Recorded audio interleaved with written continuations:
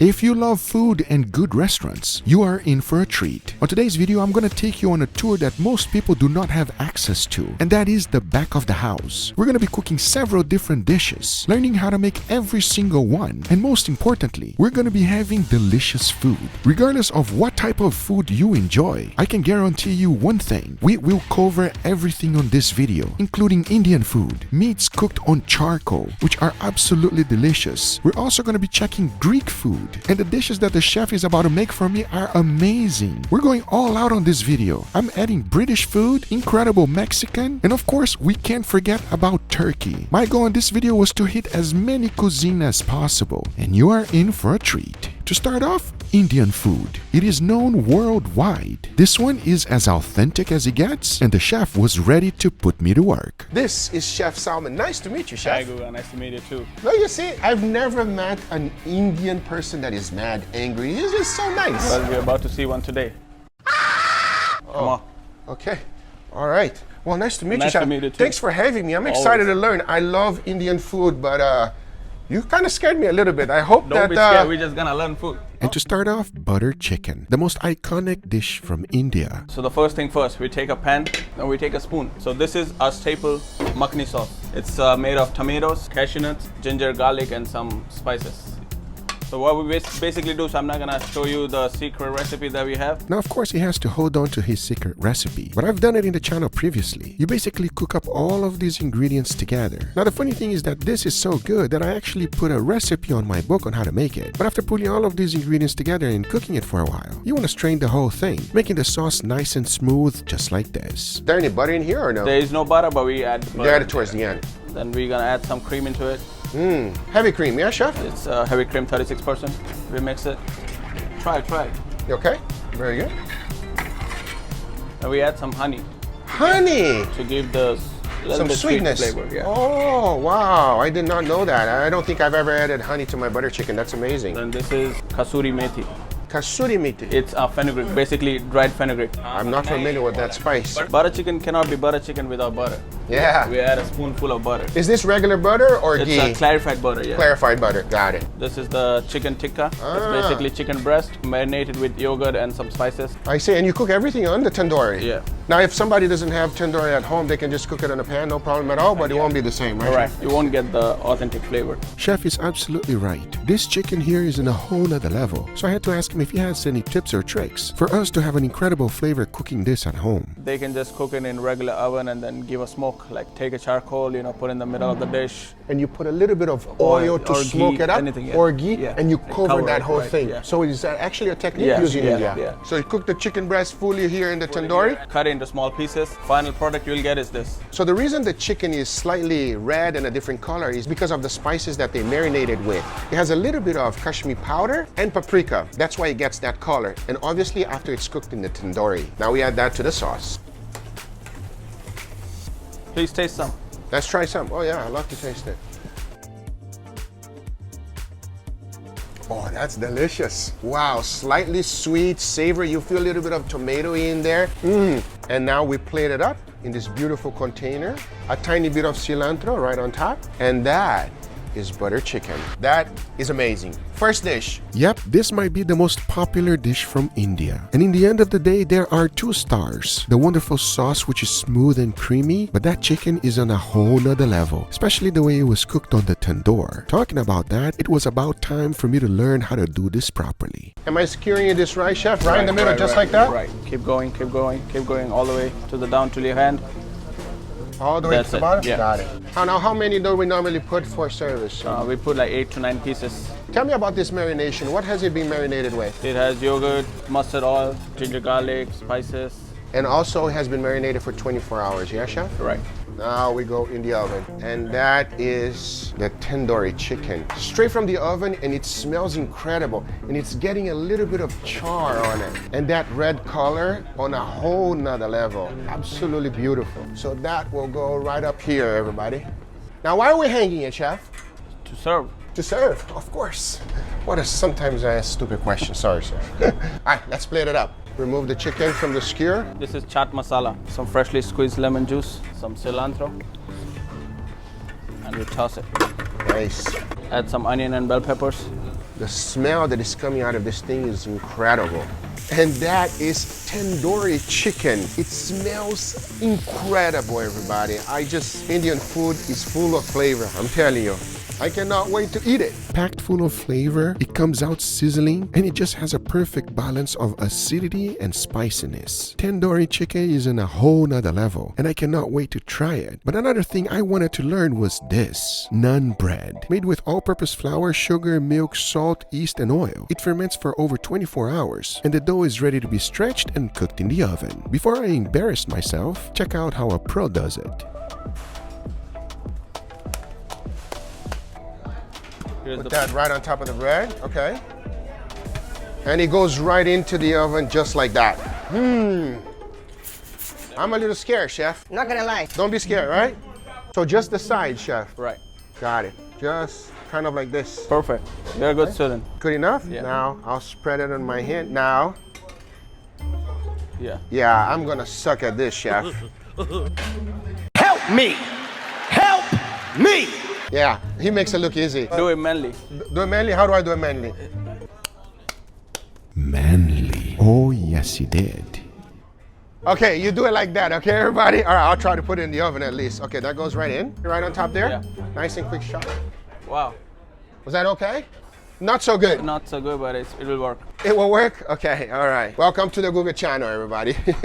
All right, I'll eat that one. That one, no for service, yeah? Now you put it in the oven real quick. You get it nice and hot. You can see those bubbles coming up, and it gets a nice, beautiful char, and the chef is ready to take it off. He scrapes it from the oven just like that, and that goes right in. So here you can clearly see what's going on, everybody. We have the Guga version, not perfect, and yeah, you're just making me look bad, chef. To finish it up, tiny bit of clarified butter, right, chef? Yep. And that goes right on top of it. For you, Guga. Wow! Naan bread, straight out of the oven. Try it. Oh, wow. Bread out of the oven. You already know, everybody. Flavorful, delicious, and hot. They also have a different variation which has garlic and cilantro. And the chef just called my attention, there is no such thing as parsley in Indian food. Am I right, chef? You're right. No parsley allowed. This is not Italian, it's Indian food. You better believe it is. The garlic naan bread is made the same exact way. You just spread this mix on the bread right before putting it in the oven. So we'll cook the garlic and cilantro quickly, having a nice delicious garlic naan in the end. This one is in a whole nother level, but it is bread. I love meat, and the chef was now ready to teach me how to cook lamb properly. And since it goes in the tandoori, I was wondering the right way to skewer it. Right, you go between the bones. Right in the middle. Now, what does this marination have? It has yogurt, ginger garlic, some spices. That's all. And That's all, it? Yeah. Very basic marination. Now we're gonna do the lamb. As you guys can clearly see, this has been marinated for 24 hours, and into the oven it goes. Right there, resting it on the side so that it cooks nice and evenly. And the lamb is done. Oh, we got a nice, beautiful char. Smells amazing. Now we plate it up. First, he gets a nice sizzling plate, nice and hot. On top, there's white onions and bell peppers to add even more flavor to the lamb. He seasoned with some chopped masala, a tiny bit of cilantro, some lemon juice, toss that up real good, and it is now ready for plating. As you can see, even though this thing was marinated for a long time, he adds flavor on top of flavor.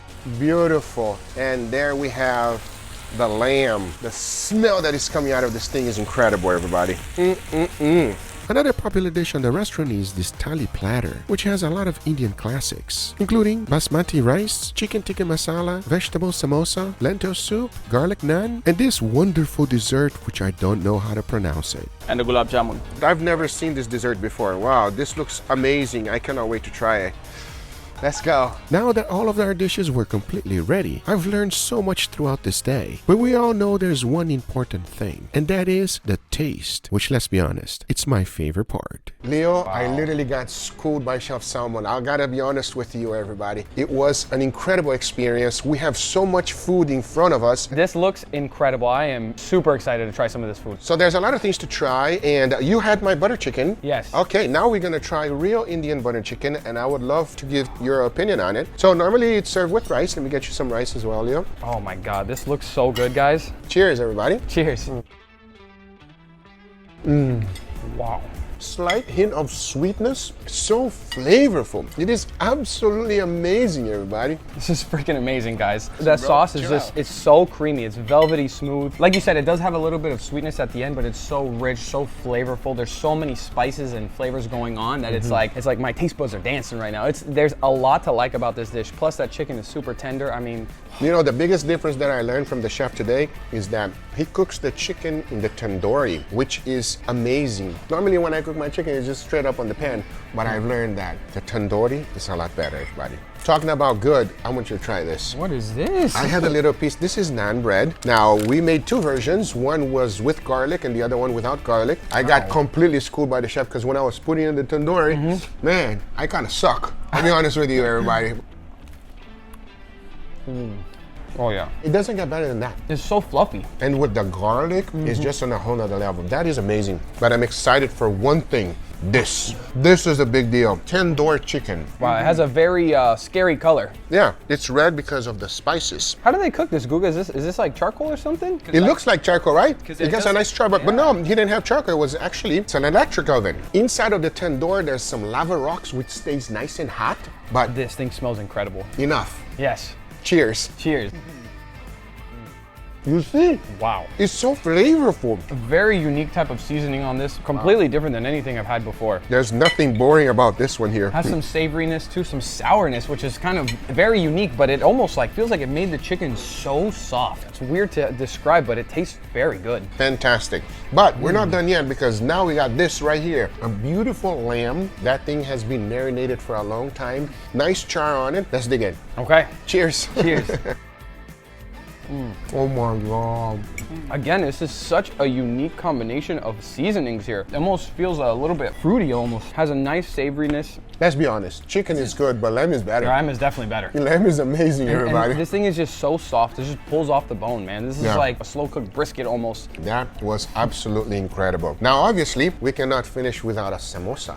So they have different kinds of samosa. This one is vegetable. I'm excited to try it. You find it everywhere. Popular food. Let's give it a go. Cheers. Cheers.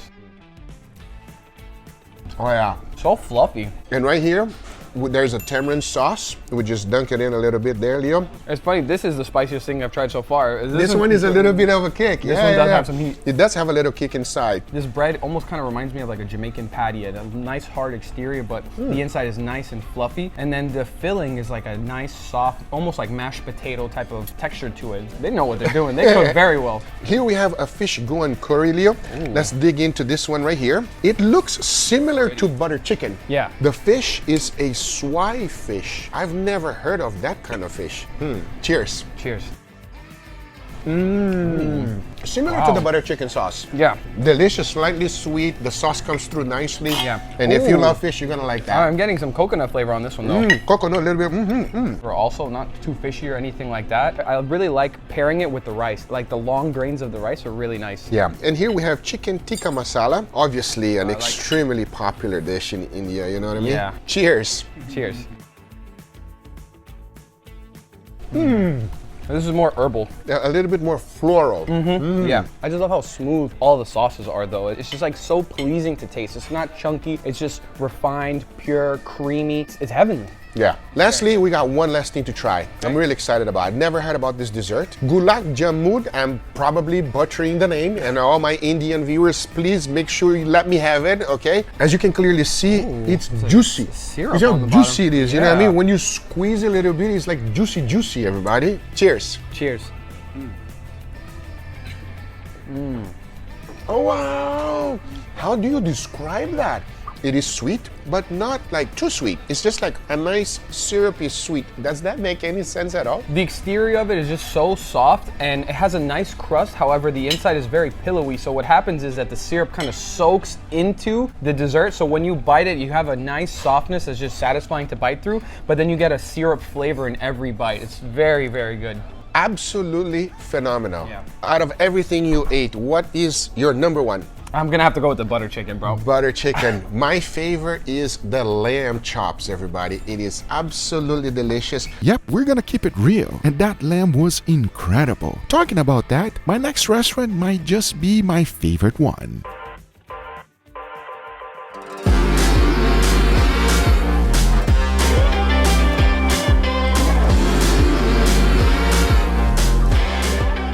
I just learned something, everybody. You're my Turkish queen. Yeah. And this is Chef Erhan. Nice to meet you, Chef. Guga, welcome. Thank you Are you so much ready? for having me. Yes, I'm very A excited. lot of food to cook. Oh, let's go. Wood go. fire. I'm go. ready for a masterclass. Let's Come go, on. Chef.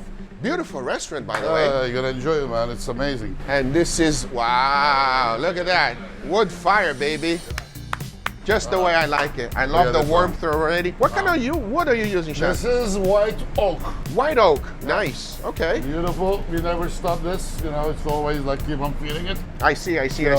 Can you explain to me, what do we have here? Because I've seen some people do it with ground beef. There's no ground beef here at all. No at all. Wow. This So is what do we have? 100% Australian leg of lamb. Wow. Everything's the whole leg of lamb. This is like marinated about like 2 days. And take a look at this grill. I've never seen anything like it. You're able to control the heat by moving it back and forth. And most importantly, whenever you want it to spin, you just twist this little knob right here, making it a one-of-a-kind grill that I've never seen before. So what we're gonna do, you see the smoke start to come from meat. Yeah. So while we do all the other stuff, this baby is gonna stay here and we're gonna keep So it'll cook rotating nice it. and slow. Probably like in 20 to 30 minutes. You just wait and see towards the end of the video, as we'll come back to this real soon. As the next thing the chef wanted to teach me is something very difficult to learn. Okay, Chef, what are we doing next?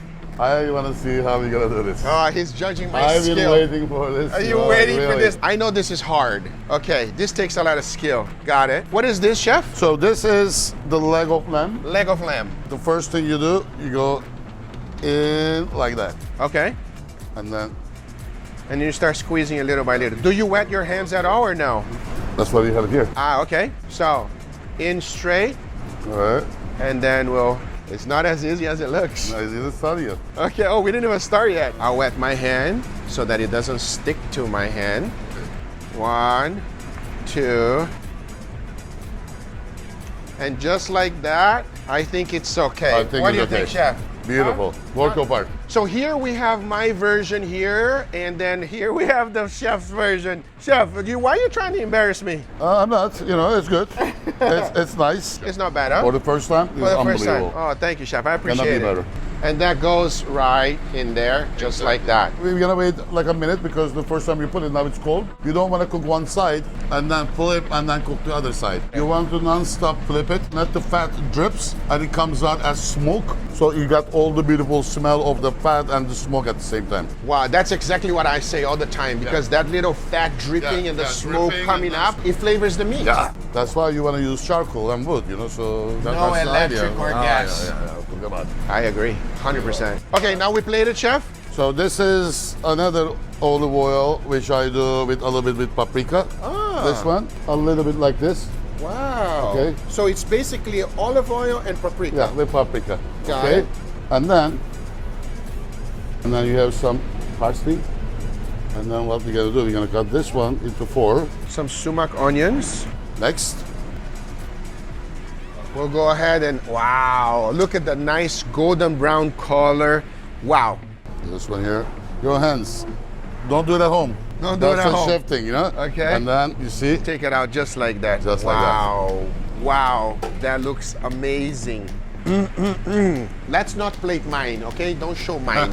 Yeah, let's just use this one. We eat it. We eat it. Okay, yeah, we'll just use this one because that looks like perfection to me. I'm pretty sure you're familiar with this dish, everybody. It is one of those that just hits different. As next, Chef wanted to do one of his popular dishes, and it all starts by cooking some eggplant. And the way he does it, it's quite interesting. Oh, wow. And now we're gonna forget about this about 10 minutes. Really? That's And now we'll come back. If there's still like eggplant over there, we're gonna plate it. okay. So yeah, he's basically killing that eggplant by cooking it over charcoal, and that takes some time. As that was happening, I wanted to learn one of my favorite dishes. This is called yogurt kebab, and it is cooked in an ingredient that we all love. Butter. Also the butter inside, you know, to make it lighter a little bit. Just a little bit lighter, huh? little bit. Nice marbling on this piece of meat right here. Amazing. Okay, so we got some butter frying in there, and then what happens? And then what you go in? Directly into the butter. Stir it up. Are you afraid of the butter burning at all, Chef, or no? No. No? Because you'll see again, this one is butter. It mixed with the fat of the juice of the meat. Never thought of that. That just makes sense. If you have a fatty piece of meat, you don't need to put oil because the fat will render. Science. And now you add some tomato sauce, Chef. Tomato sauce. And then the first thing we're gonna do, we're gonna put some yogurt. Is that with the garlic one or no garlic? With garlic. With garlic, okay. Yeah, I mean, look, I use garlic, you know, everywhere. My shampoo is garlic. I'm just kidding. And then we have a bunch of like crispy, like shredded potatoes. Oh, wow. Look at this guy. And then the kebab goes right on top. Oh, wow. Oh, yeah. Oh, A little bit burnt paprika. paprika oil. Wow. Generous amount of parsley, and that's that. Wow. Take a look at this dish, everybody. I've never made anything like this. Easy to make, good quality ingredients, executed properly. That's all you need. Take a look at it. Is the eggplant still alive? It's alive. Let's go. All right, let's see. Look at this guy's over here. Oh, wow. Well, that's the beauty.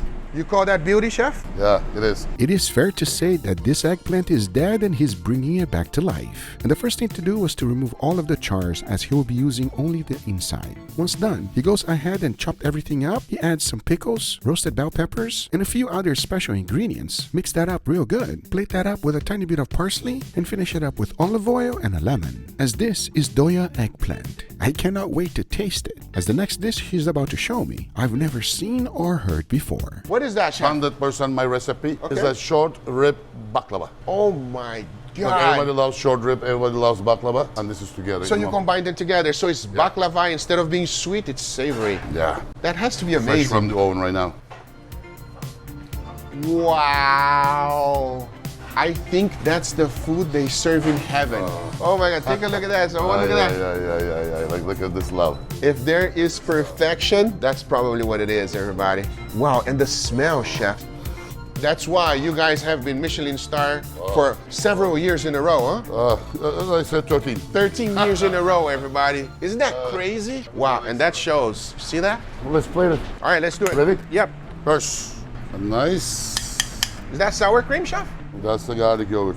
So that goes down. Also, I forget to tell you, there is a little bit like cheese inside. What kind of cheese did you put in? The Saganaki cheese, the same cheese we use for Saganaki. Chef, hold on one second. Hold on, there's a problem here. Yeah, I see a there's a little problem. issue here. Look. There's a little issue. Oh, wow. You get the baklava. Show you baklava, the first one. Short rib baklava, that goes right on top. Oh, wow. That's the second one. You and I, we're gonna put some love together. Okay. Get This some. is I pistachio? get some as well. Okay. Oh, let's go. And we'll just sprinkle right on top. Let's go. Wow. Oh my God, look at this guy. Cooked for Unbelievable. hours, made with love, short rib baklava. Just listen to the words I said. This your creation, chef? Yeah. Doesn't get better than that. And just like that, short rib baklava is done. I don't know how to describe in words how good this is. You just wait and see for the taste test. In the meantime, we went ahead and checked on the doner, and it was looking better and better every minute. The meat was tightened up, the smell that was coming out of this thing is insane. But there was one thing that the chef wanted me to learn, and that would be a very special bread. So we make lavash bread from scratch. Of course, from the scratch. Oh boy, here we go. All right, you gotta guide me over here, chef. So right now, just stretch a little bit. That's beautiful. Okay, and then I'll pass it right here, nice and slow. Okay, and then give it the other Just side like as that. well. And There it we goes go. right Now in. You can pull it here. All and right. then now you start to go.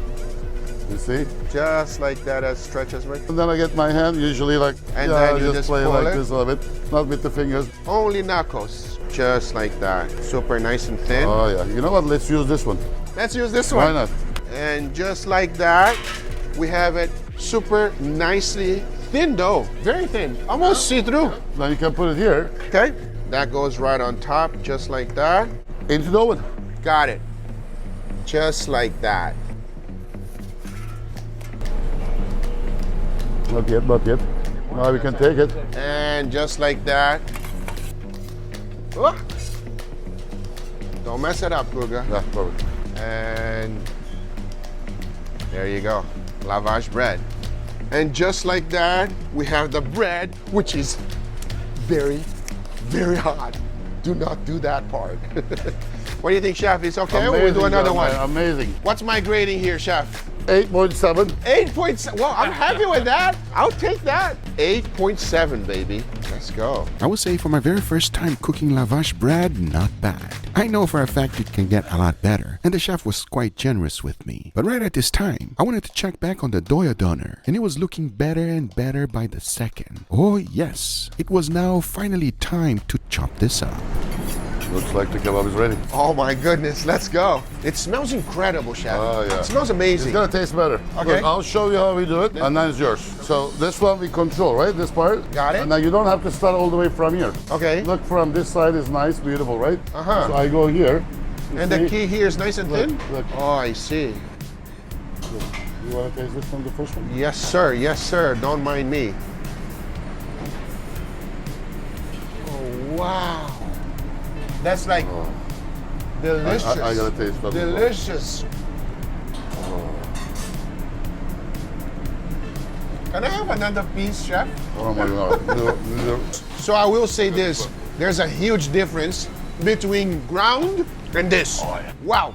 And that's the real meat. And then Wow. it's very important. You have to have a real sharp knife.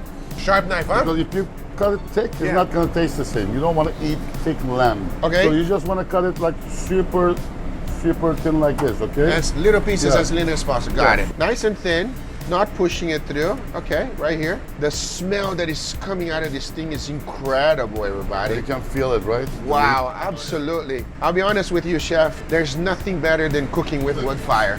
Did you do that before? This, have I Did done you it do that before? before somewhere else? Yeah, yeah. I mean, you're good at it. You know? I did good? Yeah. I did good, chef? Look, this is what you want to do. Oh, okay. Like some. Oh, so you're basically using the lavash bread as a paper towel. And then we'll serve that right on top? Oh, wow. I mean, honestly, chef, that's all you need. Is that the whole that's- plating, right? You don't need anything no, else. no. Pieces of perfectly cooked lamb, Oh my little God, bit look of at this char, one, look at this little side, bit of everything. fat, And then fresh you get lavash one bread. more piece. And then look, a bit more. And that goes right on top. Always good to have a little nice onions with some sumac. And then this is the garlic yogurt. And that's the garlic yogurt. Oh, wow. So here we have the full plating. We got a beautiful lavash bread, which I was cooled on, which that nice, beautiful fat.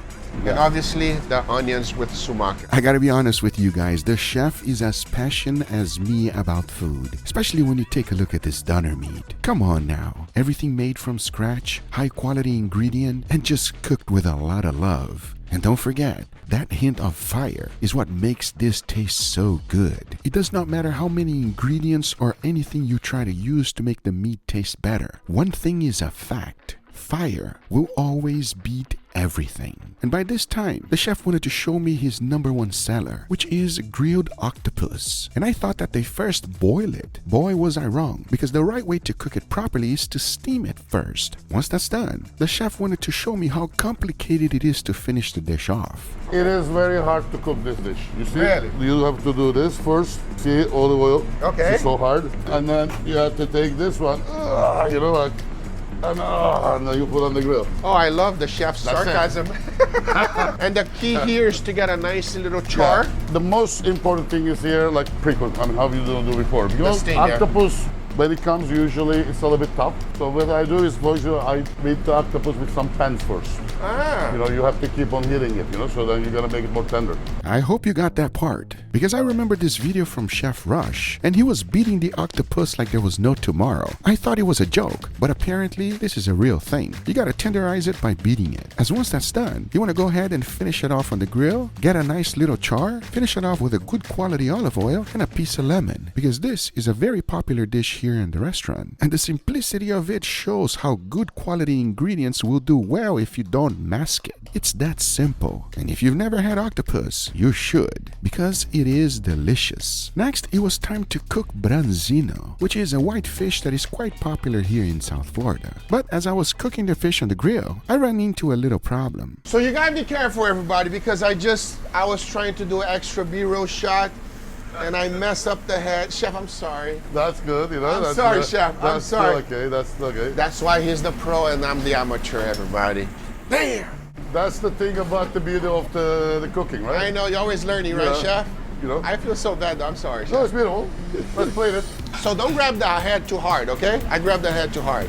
Be gentle with the head. But of course, like a true professional, Chef went ahead and saved me. To finish it off, he drizzles a generous amount of olive oil, a grilled lemon, and this is the grilled branzino. A little bit of oil and oregano. It's also served together with it. As right after that, we jumped into some tiger prawns, which is even easier to cook, as he's just placed a little bit of olive oil on top, it immediately goes on the grill, and it cooks quite quickly, as once it's done, you want to take it off, put it on the plate, and add this wonderful roasted tomato sauce. Not too much though, because you don't want to mask the flavor. Add some lemons, and this dish is done. And right about now, it was time to put a grill plate together. That is involve a little bit of everything. I'm talking about chicken wings that goes directly on the grill, followed by some chicken thighs. He also cooks some sausages, a few lamb chops, and just like you saw previously, the key is to allow the fat to render, hit the charcoal, and come back up as flavor, making every single meat taste better and better. As in the end, to plate this up, every dish looks better than the other, and all with that one special ingredient, that little hint of smoke. We ran through a lot of dishes throughout this video, and I learned quite a bit, but in the end of the day, the most important thing is the taste. Chef, thank you so much for that masterclass. That was a wrap, you know. Now go and eat it, please. Oh yes, my favorite part. Thank you, Chef. Okay. That was amazing, everybody. Now my favorite part. My favorite part. Wow, Leo, take a look at this. Huh? Look, Guga, you make a lot of meat at the studio. This is on another level. I'm telling you right now, we got everything that you can think of and cooked with wood fire, Leo. First thing I want you to try is this, Leo. Now, I'll be honest with you. I already went for it a little bit in the kitchen. Cheers. Cheers. Let me know how it tastes, okay? Cheers.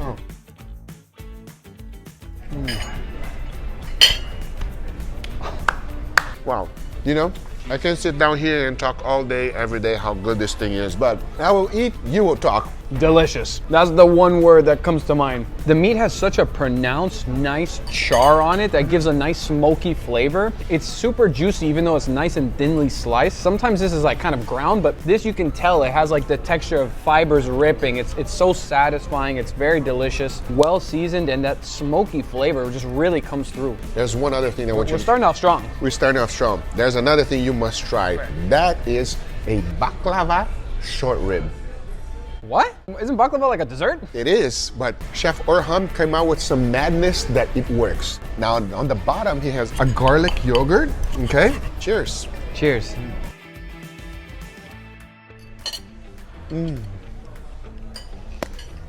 Why hasn't this been invented before? That is amazing. I really like the garlic. Yes. You know what I mean? The garlic yogurt on the bottom. The yogurt adds such like a nice tartness, but what just really shines in this is the meat. It's so flavorful, so soft, so juicy. I've never bit into a baklava and tasted beef, but now I don't want anything else. This is the only type of baklava I ever want to have. Me and you, we're not the sweet guys, so that just hits right. Yeah, and the little pistachio on top too. It's like a weird flavor that you don't do with short rib, but it actually works. Yeah. Works extremely well. Wow, absolutely delicious. Shout out to Chef Orhan, because I don't know how you came up with that. This is like one mad scientist to another, because this is some crazy experiment concoction, but Hey Leo, let me tell you something. If you look from behind, me and him look exactly the same. I couldn't tell the difference. I wouldn't be able to tell which is Guga and which is Orhan. Here's my Turkish twin, everybody. Now you gotta try this one here, because I literally got schooled. When I made it, I thought it looked okay, but then the chef just embarrassed me. I mean, look at it. It looks like a machine did it. Guga, can I get some of that bread? The color just really jumps out at me. Yeah, right here. So this is lavage bread, which we made it from scratch with paprika oil. So what you want to do is just combine everything together just like that. The meat will shine all the way through. Give me your honest opinion on this one. Cheers. Cheers.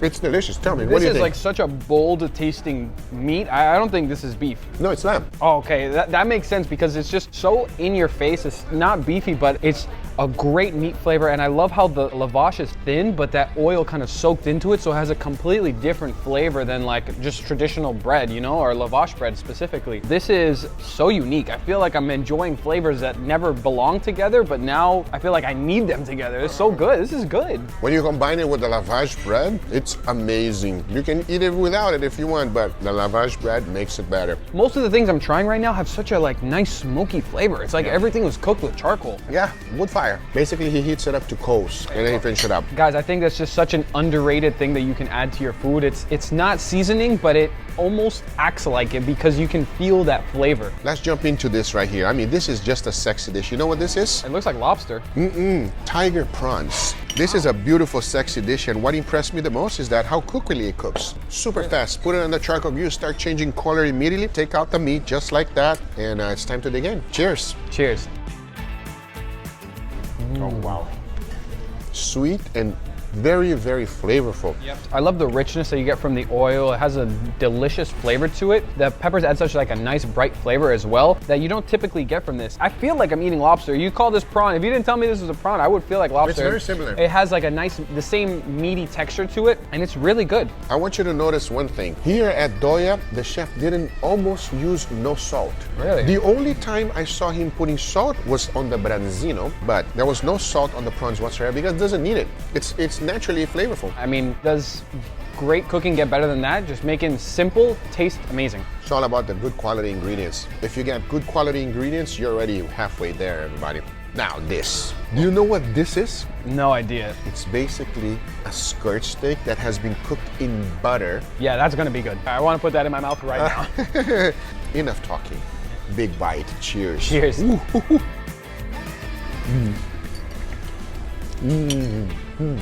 That's amazing. Yeah, the meat is so soft. That's that's the first thing that jumps out at me. It's the creaminess from the yogurt is very nice. The only thing I don't like about it is that I don't taste the char, but everything else is perfect. This one is not cooked with fire. It's cooked in butter. They know what they're doing here. Okay, now, here's a dish that I've never cooked, never seen before. I call it the death eggplant. It started with death and it came alive. Does that make any sense? No. Cheers. Cheers. That's amazing. Wow, so fresh. Even though he was dead.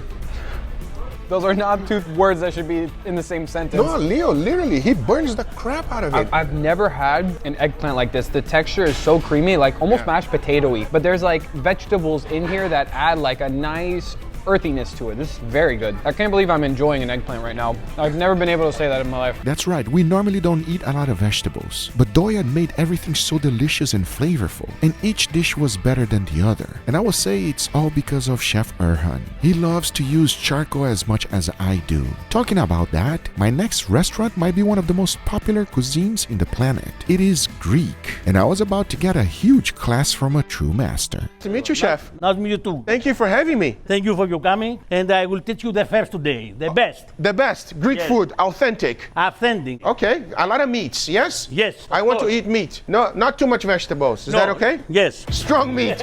Yes, yes, let's go. This is Chef Yanis. He has over 30 years of experience cooking Greek food. With several different restaurants, Menake Greek Bistro has a huge menu of different varieties of Greek food. And even though I did ask him for meats, we're not only doing that, as he really wants me to embrace the taste of Greek food. I have to starting with the moussakas.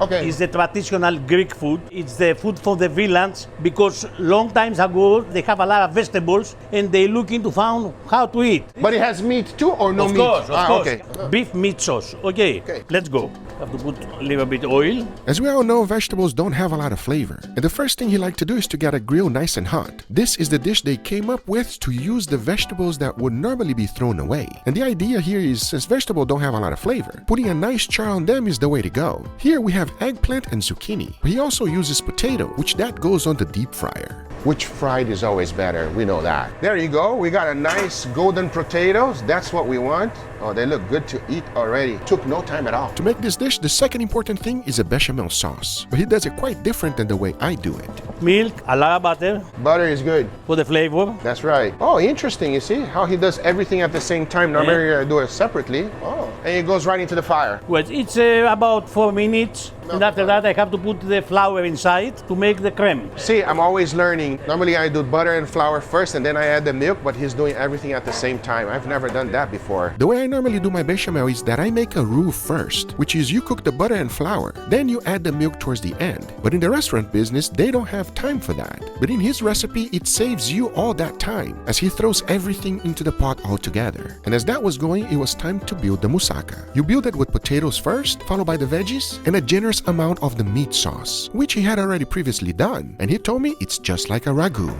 Ooh. that's gonna be amazing. The smell that is coming out of this thing is awesome. Going back to finish off the bechamel, he immediately throws in all-purpose flour. But then he adds something I've never seen before, which is eggs. He throws 2 of them and a generous amount of cheese, straight up mozzarella. And once you mix everything together, that goes right on top of the meat sauce, followed by a tiny bit more of mozzarella. In the oven at 350 degrees Fahrenheit, 15 minutes. On this restaurant, I know you had several. What is the most special dish for you? Whatever I say, I don't be fair from another. You see, it's gonna be unfair. Everything then. You Yes, like everything? Everything is good. Everything is good. I'm doing everything with a passion. This is important for me, and I think so. Everything is good. I think it's important what you just said. As long as you make it with love, Yes. the food is gonna be Important. good. It's important. That is everything. You cook with love, the food will taste better. You agree, chef? 100%. All right, so we got this ready to go. Now he's gonna chop it up and it is ready for plating. Oh, wow. That looks incredible. Parsley goes in. Smells amazing, never had it, excited to try it. Moussaka was the very first dish he taught me how to make. I cannot wait to taste it, but we have a lot more things to go. Now we have to make churrasco kebab. My favorite part, skirt We steak. take one, yes, Remove a little bit of the fat, but not too much, right, not too chef? much because the fat is good. Fat is flavor. Yes. Chop it up in small pieces. I prepare the lamb also Oh, the lamb. Oh, perfect. They go together. to make the lamb kebab. Yes. Got it. And what is this, leg of lamb, This chef? is a leg of lamb, less boneless. It's more easy. We clean a little bit for the fat. Cut it up in small pieces. Yep. Are you ready? I'm ready. The first I have to put the season. This is salt. Only salt and garlic. Generous amount of Don't garlic. care about the garlic. Yeah. Give a lot of flavor. Not very good for vampires. No.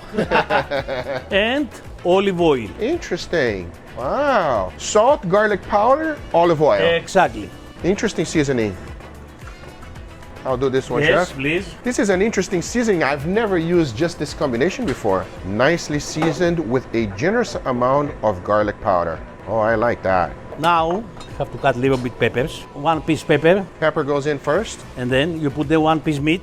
Doesn't matter, chef, anyway. Perfect. Got it. I think so, you know. I think so, you know, and then you're kidding me. Maybe I made once or twice. Notice that he didn't cut it too thin to dry it out, so it's good, nice and thick. Good. It's good. Right, chef? If you cut it too thin, it's gonna dry out. Exactly. And then we have a nice kebab. That's mine, and that's the chef's. Almost looks like picanha. Ah, let's go. What's interesting is that we're gonna let this rest for a little bit so that the salt can penetrate. You don't wanna cook it immediately. It has to stay here just for a little bit.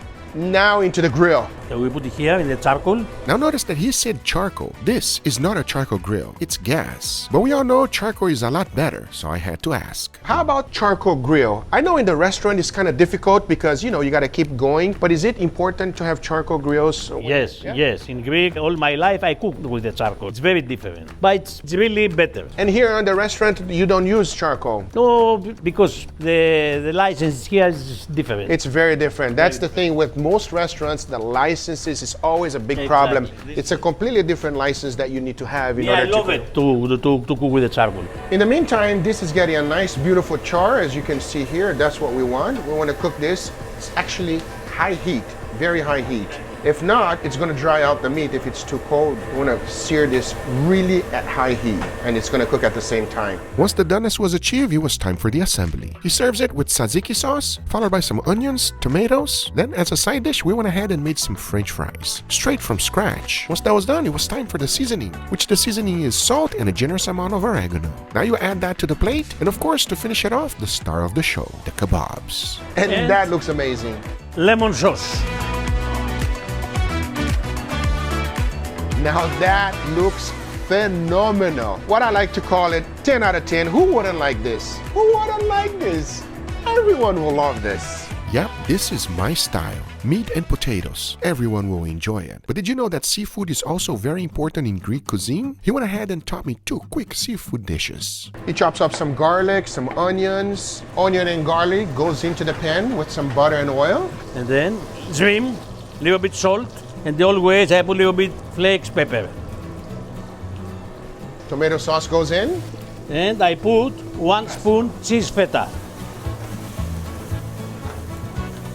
Sauce is finished. Tiny bit of parsley is on the top. So this is a dish by itself. shrimp saganaki. Looks incredible. I put the pasta inside. Butter, little bit oil, Onion and garlic go in. Scallops, some shrimp as well. and I put also calamari. Pepper flakes goes in. Little bit salt. Toss that up real good because it's going to cook quite quickly, everybody. A little bit of wine. Tiny bit of tomato sauce goes in. And the pasta is ready. Now we just gotta plate it up. But that is the seafood pasta. We got the shrimp dish, which smelled fantastic. But when he was about to finish the pasta dish, we almost got into a fight. No. No sobe. Sorry. Sobe, Bad bad idea. Okay. I'm sorry. And that is our pasta dish. I cannot wait to taste this. Seafood pasta. Now I don't understand why seafood is not as popular, because I love it. However, we need to go back to the meats. Next, he wanted to show me his favorite dish. It starts off as ground lamb, which he seasoned with a tiny bit of tomatoes, cumin, salt, pepper, and a tiny bit of spiciness. The key to cook this, however, is extremely high heat. That way you gotta char quickly without overcooking the whole thing. It takes no time at all, because to plate it, you gotta add that important sauce. And tzatziki sauce? No, sir. Tzatziki. Tzatziki. Tzatziki. Exactly. Okay. Tzatziki. Say it right. Of course, that has to go right on top of some freshly fried fries. To finish it off, some oregano and parsley. This is his favorite dish on the menu. And there we have the lamb kebab. Smells amazing, chef. Is this your favorite? Yes, it's my favorite. Everything about the grill, it's my favorite. Really? Everything about the grill. No vegetables. No vegetables. Vegetables is, by the way, for the cow. You have to say. I absolutely love Chef Yanis. Now, even though this lamb kebab looked fantastic, I didn't understand why he was using oregano as a garnish instead of using inside of the lamb. So I had to ask. For example, in the grill, you have to use the oregano after the cook. Not before. Not before, never before. Why? Because it's, when it's burned, the oregano, it's bitter. Oh, so you always sprinkle it on the end. On the end, yes. So whenever you make any marinade, if you put it together, it's not a good idea. No. I did not know that. I just This learned is a little something bit new. secret. Now, I'll be honest with you, he was not done, as he went ahead and prepared one of the biggest dishes ever. But the concept is pretty much the same, grilling everything in high heat and finishing it off with a generous amount of fries. He also did a very popular appetizer, which is fried cheese. Throughout this day, I learned like there was no tomorrow. But we all know there's one important thing to do, that is to taste the food. Because even though everything looks fantastic, in the end of the day, nothing is more important than the taste. And here we have the feast, huh? What do you guys think, huh? Damn, Guga, looks like you really got schooled on I did. Greek food, man. I did. And we got a lot of things to try. I want your honest opinion. Where do we start? So right here we have churrasco. So on the top there is a lemon sauce. Give me your honest opinion on this one right here. Cheers, everybody. Cheers. Oh, wow. Wow, sauce is really good. You feel the lemony of the sauce? Oh, I do taste it. What is inside of that sauce? We want to know, chef. The yellow sauce, this is also my recipes. Is the use all the times the natural lemon. Okay. I don't put the red juice. Okay. And I put a little bit of mustard, olive oil, salt, pepper. And that's it. And what kind of mustard did you use? Dijon mustard, yellow mustard? Yellow mustard. Yellow mustard. That sauce is magical. I love the citrusy vibrantness that you get from that sauce. It really, really pairs nicely with the savory beefiness of the churrasco. And the steak is cooked perfectly. It's moist. I mean, damn, this is very good. Now, I want to try this one here. So this is actually the leg of lamb, cooked to nice medium rare as well. Well, let's give it a try. Cheers. Cheers. Wow. I don't understand why lamb is not popular. Bro, this is so good. Seasoned to perfection. I'll be honest, when he put the seasoning there, I thought that was too much garlic powder. It is not. There's a nice richness and like juice that comes out of this lamb too. It's super soft, super tender. It is amazing, everybody. Lamb is fantastic. You like? There's nothing not to like about that one. We tried both meats, which are fantastic. This is a traditional Greek dish. I never had it. It looks like a shepherd's pie to me. It does. Yeah. Cheers. Cheers. Cheers. Oh, wow. That is not a shepherd's pie. No, this not at is all. better. Yo, the vegetable is so flavorful. Wow, I like it. Was that mashed potato? What is that? It's so creamy that it seems like mashed potato. It's bechamel. It's very flavorful. Like it has a good little like cheesy flavor almost. Okay, let's try some seafood. Greek has a lot of seafood. I don't know. And I know Andrew is gonna love. So come over here, Leo. Maybe it's better we go some more meat. We got some more meat. Okay. We're gonna go right here and you go with a skewer. Pick one. Oh, that's pork. And lamb. This guy got a 2 for 1. Well, let's give it a go. Cheers. Cheers. That is phenomenal. Wow. What jumps out at me right away is the feta cheese. I love the combination of flavors in here with the vegetables, the tomato, the cheese, and the shrimp. It doesn't sit heavy at all. It doesn't feel too overpowering. It's just very enjoyable to eat. This is awesome. But how about your meat? Mine is really good. It's got a really good little seasoning going on with this little lemon sauce, but what I like the most is that it doesn't overpower the pork flavor. The pork is still shining on this one. This one's good, I like it. I want to try the seafood pasta. Me and you, we love seafood pasta. And you can try the other one, Andrew, because you're a meat man. I gotta try the lamb. Should I cut my pasta or? No, Greek people don't like that either. You cut the pasta, they kill you. You die. Yeah. Okay. Don't cut the pasta. Greek people are scary. Believe me, he's right there looking at you. Oh my God. Chef is not looking nice at me right now. Yeah. You afraid? I do not like that look. That's a scary man right there. Good, good. All right, enough talking. Cheers, everybody. Cheers. I love how buttery the actual noodles are. It's very like minimalistic, right? You don't need to have too many fancy ingredients. Like this pasta doesn't have a sauce like Italians, right? But the flavor shines so brightly where you can really appreciate the food. The seafood comes out nicely. Everything is just so perfect together. Now this potato here is part boiled and then pan fried. Let's give it a go to this potato. Cheers. Cheers. This is a ridiculously soft potato. I've never had a potato melt in my mouth before, and it's so good. And the flavor that comes out of it, you're right. It has a nice citrus, bright flavor, but it's also not too overpowering too. You still get that potato. This is good and very unique, I will say. Now here's the deal. We got chef's favorite here. So this is like a lamb kebab. Grab a little piece of pita, a little bit of tzatziki together. Let's give it a go. Cheers, everybody. Cheers. That's the way it should be. I also love the little char on the top. You feel that little char? Yep. It almost feels like it was cooked on charcoal because it's charred up nicely. Yeah, it almost gives it a smoky flavor. It's like the same feeling, but not the same flavor. I think we gotta go in for this cheese. Gooey, fried cheese like provoleta. That's cheese? That is cheese. Let's go ahead and dig in. Well, let's give it a go on the cheese. Cheers, everybody. Cheers.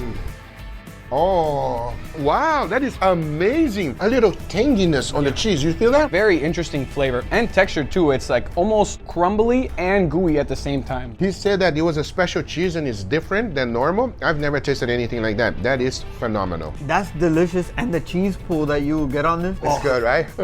Okay, out of all the dishes, Leo, what was your number one? What was your favorite? I think the kebab. The churrasco kebab. How about you, Angel? The ground lamb kebab, I just like how it goes with the bread. Anjo is not wrong. Bread and meat is the perfect combination, and it's something that you're normally used to. However, my next restaurant was my very first experience with British food.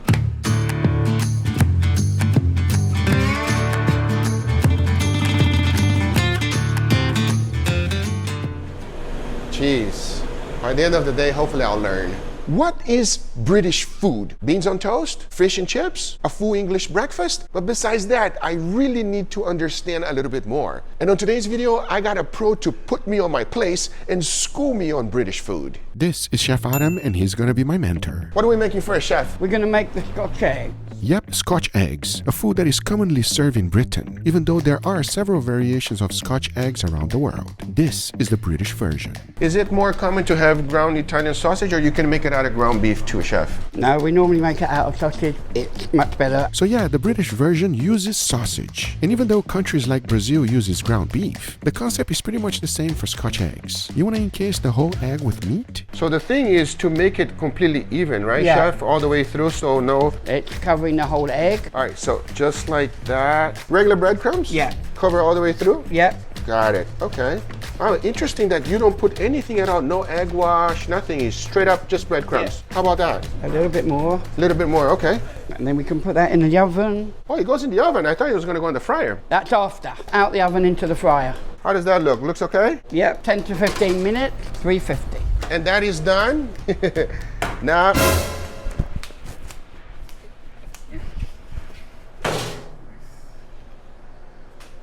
Be careful in the kitchen. It's hot. It's real hot. Yep, I did get burned for real. You gotta always be careful. But as soon as it came out of the oven, it is now fully cooked. We just gotta finish with a crispy crust. Straight into the fryer, huh? Straight into the fryer.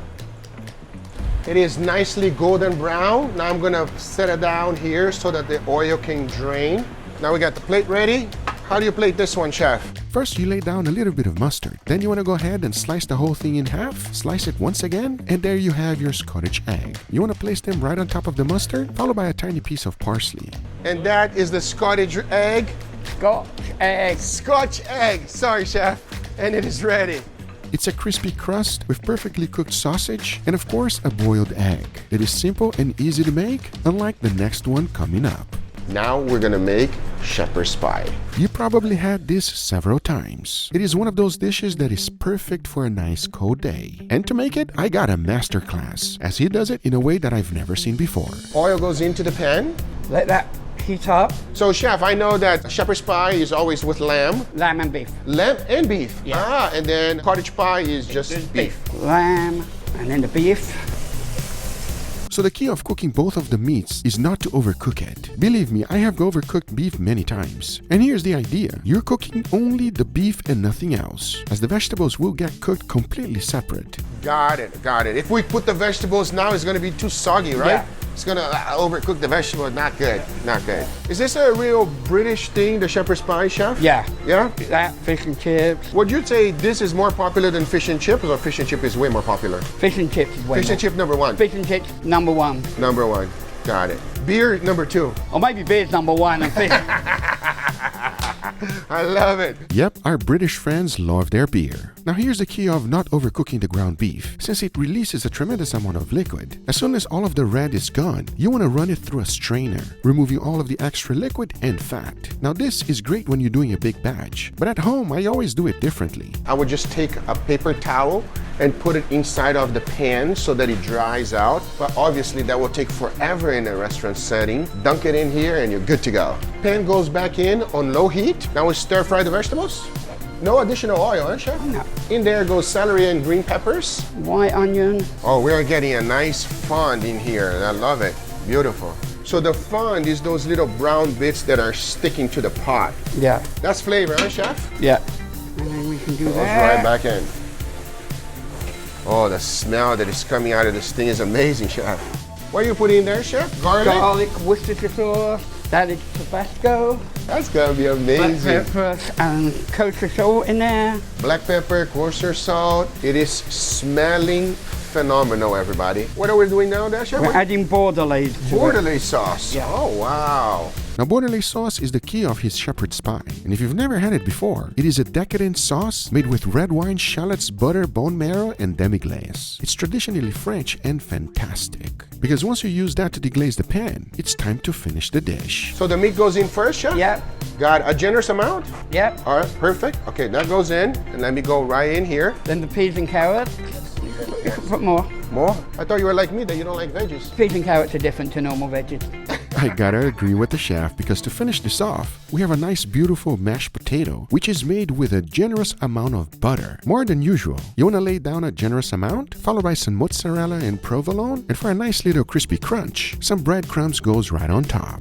Now into the oven at 350, you say what, chef, 5-10 minutes? Yeah.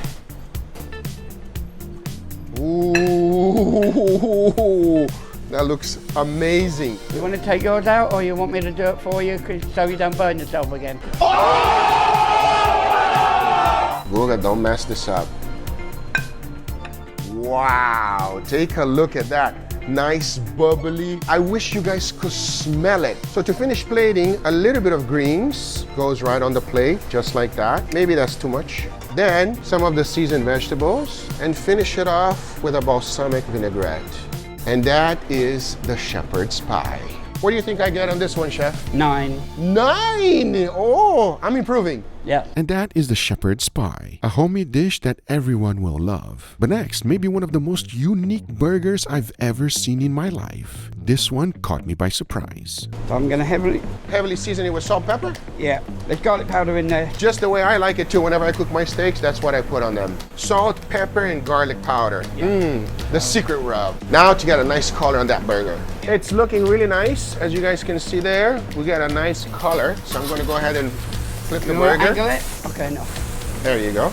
Okay, we want you to try and get grill marks on it, but I'll try on the other side. Oh, got it. So you want to flip it? Yeah, it's 50 done right degree? now. Now, okay. I just screwed up the burger, everybody. On this technique, the chef and I have different opinions because I don't like grill marks on my burger because even though they might look okay, it is just burned meat. And if you're like South Bay, you got some burned buns too. Nice golden brown color, totally good. Black grill marks like the way Salt Bay does it. I like that much better. Now we leave that for a minute and fully cooks. The little flares that comes up is flavor, everybody. It just produces a nice, wonderful char on the burger. Nice. Do like that, and that will get diamond marks on it. So you rotate it 45 degrees. Yeah. Pretzel bun. Oh, you got pretzel bun on this burger. Yeah. Okay, now we're gonna toast it up. Yeah. Before toasting it, he adds a generous amount of clarified butter, followed by a tiny bit of salt. That goes into the broiler to heat up and toast. And as that is happening, he immediately starts frying some chips, also known as French fries for us here. And the next thing he puts on a burger is something I've never heard or seen before. Tabasco onions. Literally what it is, chef? It's onions with Tabasco sauce on them. Wow, that's interesting. That was so quick that I hope you got it. These are Tabasco marinated onions, which is cut nicely thin and marinated for 2 hours. Be real careful with them though, because they take no time at all to cook. You want them lightly golden brown but not burned, as the next thing to go on this burger is insane. It's called Belhaven cheese spread, and the recipe is on the screen, because once you combine all of these things together, on top of the burger it goes. But then, not to overcook the burger and just melt the cheese, he puts it in the broiler, just like that. And to finish it up, he adds that to the pretzel bun, followed by the chips and those Tabasco onions. No ketchup, no mayo, because it does not need it, as all of the extra flavor come from that cheese spread. You know what I like about this burger is that the British folks are just like me. We don't like vegetables. Vegetables don't go on the burger. You agree, chef? I don't like vegetables at all. Exactly. We're on the same page, chef. Give me 5. Yes. Burger is done. I cannot wait to taste this burger, as now it was finally time for the most iconic British dish. That would be fish and chips. And to make it, it's quite simple, if you know how. We gotta make the batter first. Beer? We got beer, water, and the batter batter mix. ready to go. 2.5 pounds of batter goes right in. Yeah. For that extra crisp, he adds some baking powder, followed by their secret beer, and a generous amount of water. Now you want to whisk that real good until you have no longer any lumps, as you're looking for the consistency of pancake batter. You don't want it too thick. It should be slightly runny. What makes your fish and chips so great? Why is it so fantastic? Beer. Beer. Because we use beer. I love it. Yeah, the right kind of beer. Notice that he didn't tell us what kind of beer it is. It's a secret beer, baby. Secret cannot be told unless I get paid lots of money. Oh, there you go. I love it. Oh. As you can see, it's thickening up real good. Look at that. Perfect. While you're Oh. making the batter, I'm going to chop the fries. Okay.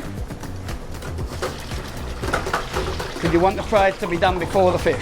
I'm gonna grab this nice piece of fish, which the chef already said the name, everybody. I don't want to mess it up. Try and say it, I'll correct you if you're wrong. Wild caught North Atlantic haddock. Haddock. I never heard of that fish. Haddock. Did I say that right, chef? No. So now I'll go in here with the seasoned flour, coat it nicely. You need to cover the whole fish. Cover the whole fish? Yeah. Got it. And into the batter. You can just drop it in the batter. The whole thing? Yeah. Got it. Now take it off, remove all of the excess. Yep. And we're gonna go in and tell me when to stop, chef. Okay. Let it cook. Let this And cook then a little bit. Now lower it down. Lower it down more. Yeah, keep lowering it down. Got Keep it. flat. Keep it nice and flat. Tell me when to let go. Before you burn yourself. Before I burn myself. I love that technique. Right before you almost burn yourself, you let it go, everybody. That is the key.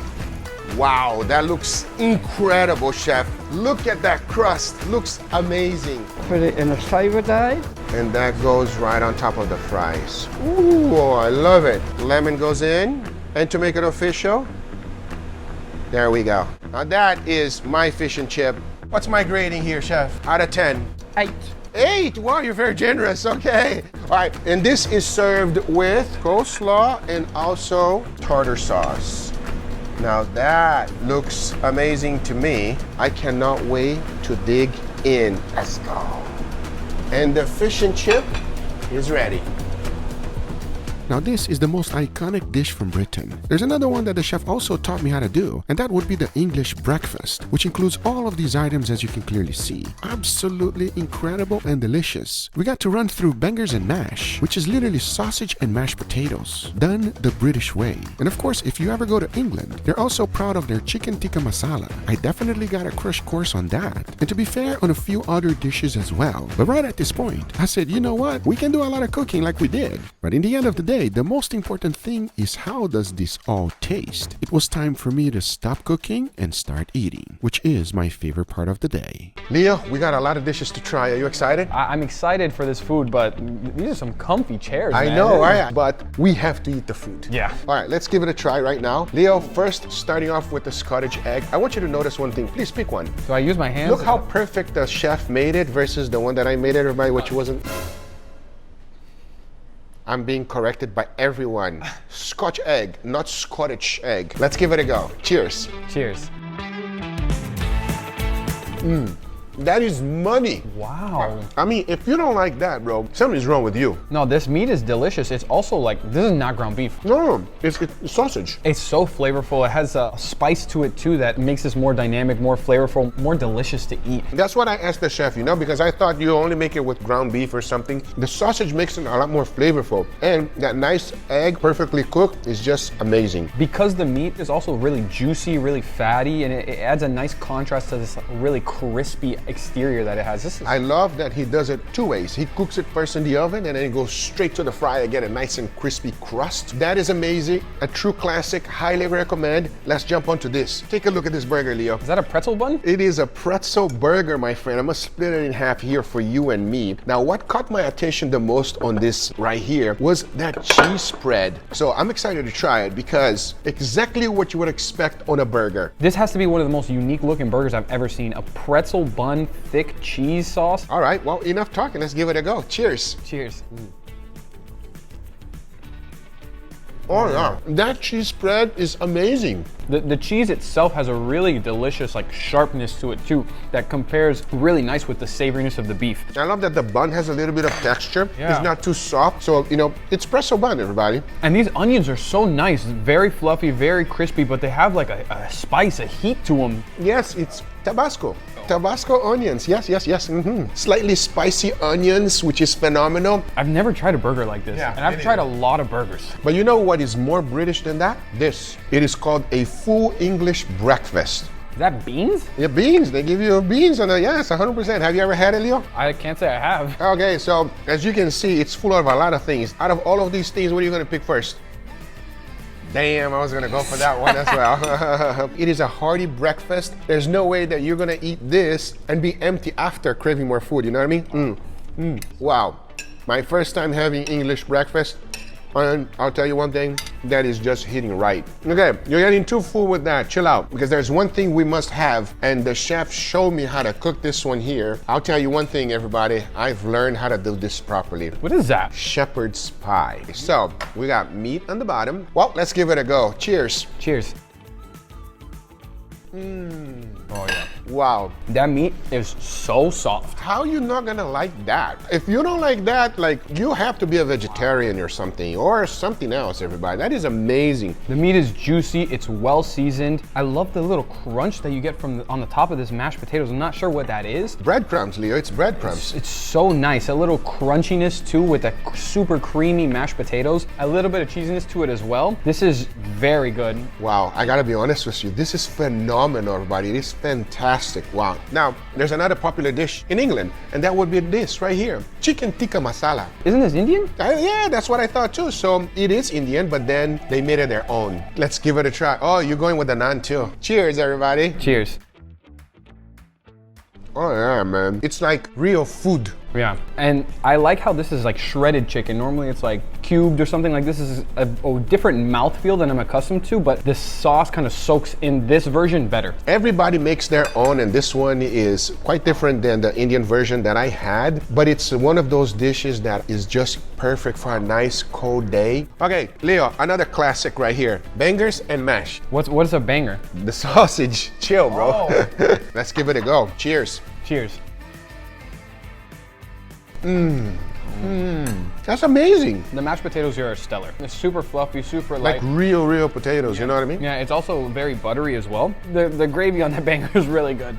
Super rich and savory and nice. Feels weird. It feels weird calling it a banger. Chill out, bro. This banger.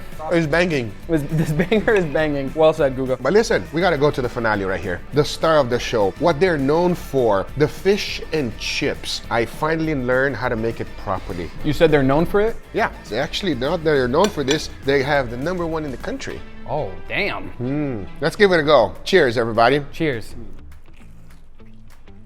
Oh, wow. It is so light. Wow. Bro, that breading is so thin and so flaky. That's the thing, the batter. It's all about that batter. See how light it is and crispy? Yeah, I'm gonna be honest, I'm not a huge fish lover. This I can eat every single day. And the fish on the inside is so juicy and flaky and soft. Very impressive. Wow, that is amazing, everybody. Highly recommend that one. Leo, out of everything we try, tell me, my friend, what is your #1 thing? Fish and chips. I agree. The fish and chips is in a whole nother level. Highly recommend. Phenomenal. After that one, which is #2? The burger. The burger. Wow, I'm gonna go with the shepherd's pie. The shepherd's pie is just absolutely fantastic. Oh yes, I'm gonna be remembering this shepherd's pie for a very long time. And I can't believe British food is not more popular because everything was incredible. But what's coming up next got me by surprise, as it instantly became one of my top restaurants I've ever been.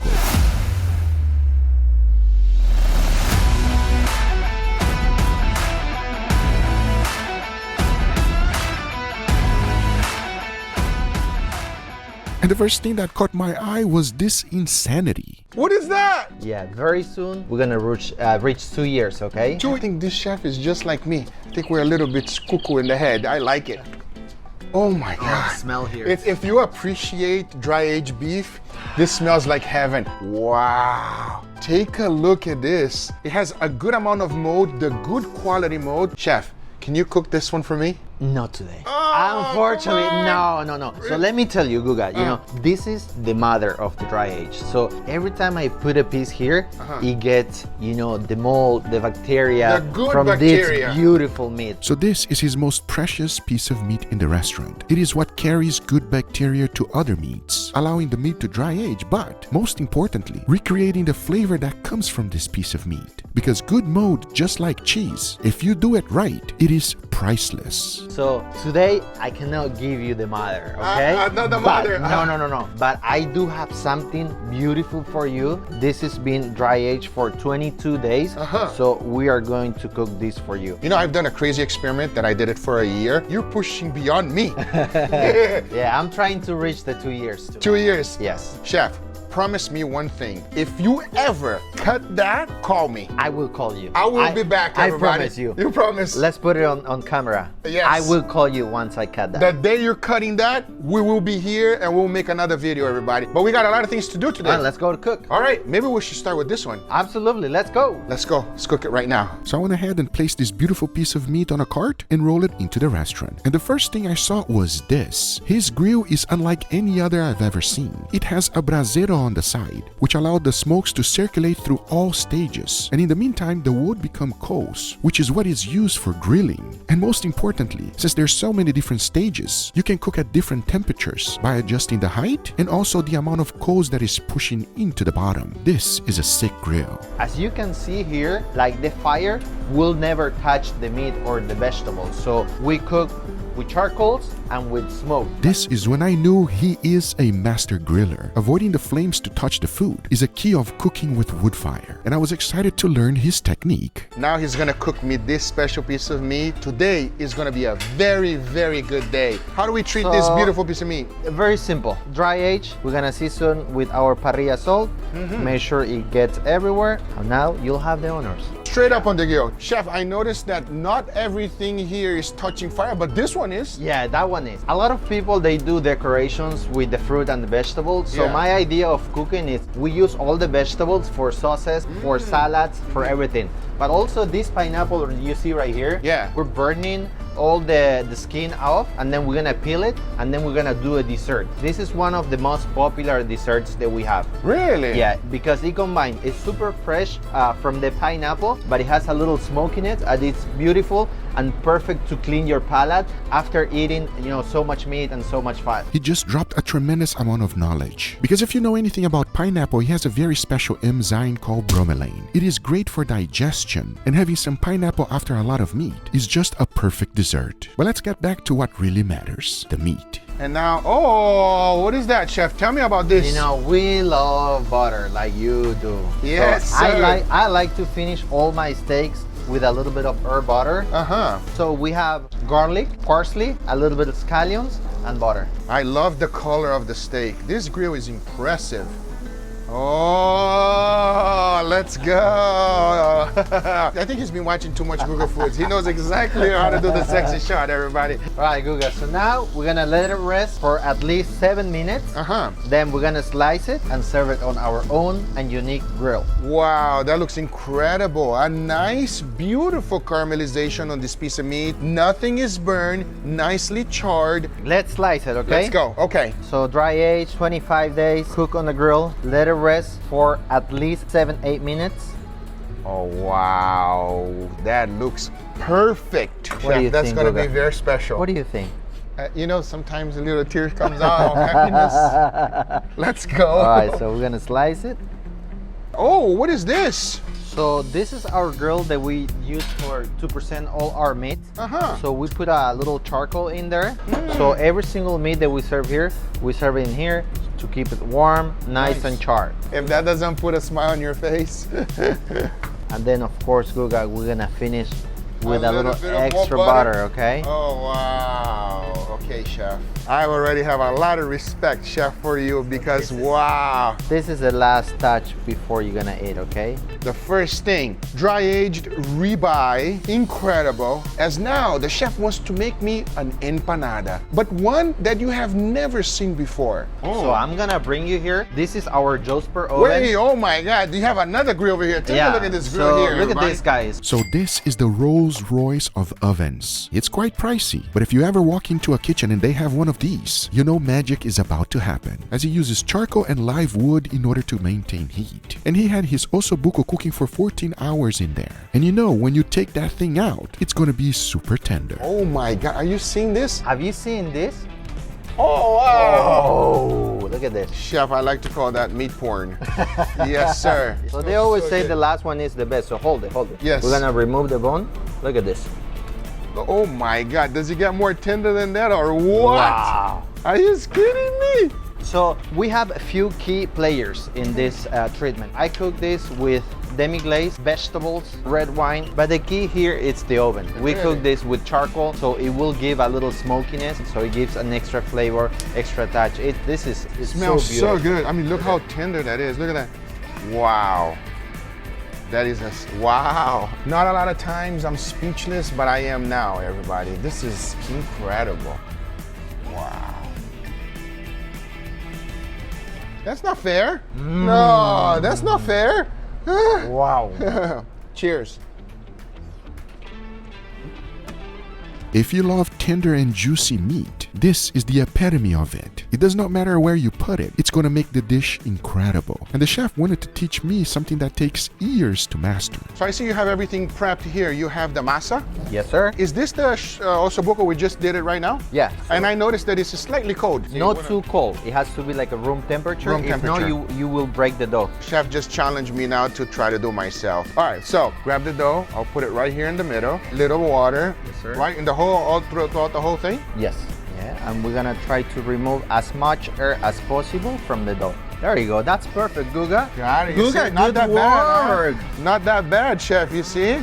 Up to this part here, chef, I'll be honest with you, not that complicated, but now to make it pretty like that, Let's see. let Let's me see how it embarrass goes. myself a little bit. Okay, so we'll wet this part a little bit. You start like this, You press and it. then you press. I got you. So here, go There in. you go. And Chef, I'm embarrassing myself over look here. at that. No, it looks great. No, it does not. Chef is so nice. Oh my God. Perfection versus amateur. There you go. You know, after you do 1,000 more, it will be like It was this. just like that. Yes. What happens now? Now we're gonna fry it, okay? And to do so, something I do not recommend you trying at home. That's because he deep fries directly on charcoal. And the best part is that he makes his own oil in-house, which is literally beef fat that he has trimmed from all of his dry-aged beef. Let's go with my empanada, nice and gentle in there. And we'll just drop. There you go. And now we're gonna see if you learn the technique, because so far I don't hear anything. It's just frying. Sometimes when you messed up the closing, like it start like exploding, like Yes, because popping the up. moisture come out. But look, this is like music. It sounds perfect here. So I did okay. So I think you did a great job. Okay, good. And just like that, once it's nice golden brown, the empanada is ready. Now this is something everyone will love. That I can guarantee. We can sell this tonight on the menu. I don't know about that. I'm not gonna embarrass you, but that is the empanada osobuco. Looks incredible. But if you compare this empanada to what's coming next, it's like night and day, especially if you are a short rib lover like me. This is one of the most delicious thing ever. And to get it nice and tender, he does it the same way I do, which is with sous vide. Oh, cooking everything sous vide to perfection. After cooking it for 14 hours, it's now time to go directly on the grill. And I love that the chef loves butter as much as I do, because we all know one thing, butter makes everything better. Once you get a nice golden brown color and crust, the short rib is now ready for service. The moment of truth, okay? Let's go. Let's see how it goes, okay? Wow, cooked to perfection, chef. And see, we have slow cook, beautiful char on the outside. It's gonna be very juicy, but now we'll see if it comes out, okay? All right, We'll so see be how super we did. tender. Oh wow, that is us. So Love now it. we're gonna slice it. Okay. Let's see how it looks. Oh Look at wow, that looks. Oh wow, that's not fair, chef. Wow, take a look at this, everybody. That's what you want on a short rib. And I just love the presentation, which the meat goes right on top of the bone. And to finish off the dish, a tiny bit of breadcrumbs goes right on top. And now the way he recommends eating it. And this is a heaven bite. Wow, chef, take a look at this, everybody. This is not what you would expect from a lettuce wrap. I know we plated this one for Basari, chef. I'm not saying nothing. Wait till the end of the video. Guga, I told you, we have good stuff here. And wait until you try our picanha. Way better than yours. Yes, sir. I'm sorry. Wow, okay. I want to see it and I want to learn. This chef got balls. No one has ever said that to me. So I can't wait to try his picanha. But before we do, there was one other dish that he was really passionate about, and that would be his lamb chops. So We season have, it generously. salt, we have smoked paprika, we have garlic, and a few other things. A few other things that we can't tell. Got it. All right, so now we're gonna go to our grill. This will take about 3 minutes on each side, and then we're gonna plate this beautiful dish, which is one of our signature dishes here in the restaurant. This dish is inspired on Middle Eastern flavors. I love how you make it real simple, the lamb. Just let the ingredients shine. Chef, that is looking Guga, amazing. Guga, please stop talking, bro. We gotta flip this Oh, up. sorry. Let's go, let's All go. right, it's time to Focus, flip. focus. Oh, Look at that char. Wow, what a nice, beautiful char. It takes no time at all, chef. Wow, that's beautiful. That looks incredible. Take a look at that. Oh, Guga, Yeah. lemon. Oh, Check don't your forget lemon. the lemon. Oh, I see. Yeah, Ooh. there you go. Chef, we're cooking a fire, everybody. Take a look at that lemon. So Guga, at the end, I like to bless the lamb with a little bit of herb butter, yeah? Ah. So we give that extra love before we serve this. Chef G is just like me. More butter, more better, baby.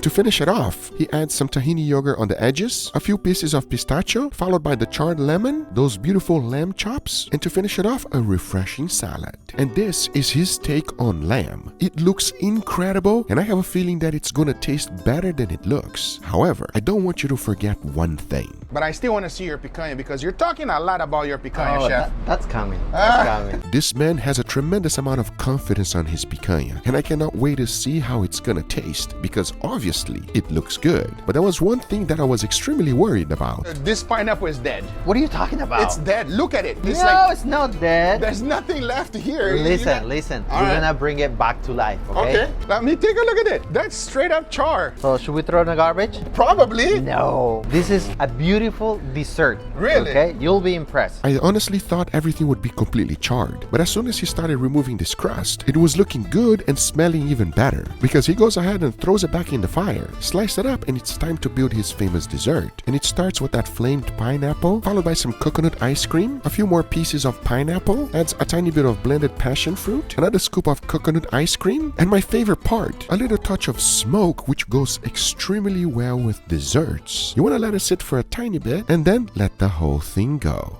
You are impressing me, chef. Damn, bro. And Guga, it's time. It's time for the picanha. Picanha. All right, chef. Let's do it. I see that you're getting a little bit of char already, putting a little bit of that butter on this picanha, but you hid the secret from me. Tell me, what did you do to this picanha? I want to know. So with this picanha, you know, we get the whole muscle portion into 16 ounces. Then we put our own parrilla salt, and then we cook it sous vide 135 Fahrenheit for 3 hours. This chef know what he's doing, everybody. How much do you like sous vide? Oh, I love it. I love sous vide. If you screw up sous vide, Yeah, stop cooking. That's it. Do something else. Nevertheless, this is going to be better. you've been than talking yours. a lot about this picanha, you know? Okay, let's go. This guy's been talking a lot, everybody, saying that it's so much better than mine. You know, he loves to talk a lot of shit. So let's see if it's gonna be real or not. Just like me, Chef G knows that if you want to cook something perfect every single time, sous vide is the way to go. But as always, you gotta get a nice beautiful crust. And the way he does it, it's just like me, basting the meat as you go, creating individual layers of flavor, making this piece of meat even better. Because towards the end, it was now time to slice. Let's give it a little look here. Oh my God, chef. Oh, wow. You see, this is why I say all the time, chef, there's nothing better than a picanha. Beautiful char. Guga, Are you sure I it's just that- want to say something. I picanha you.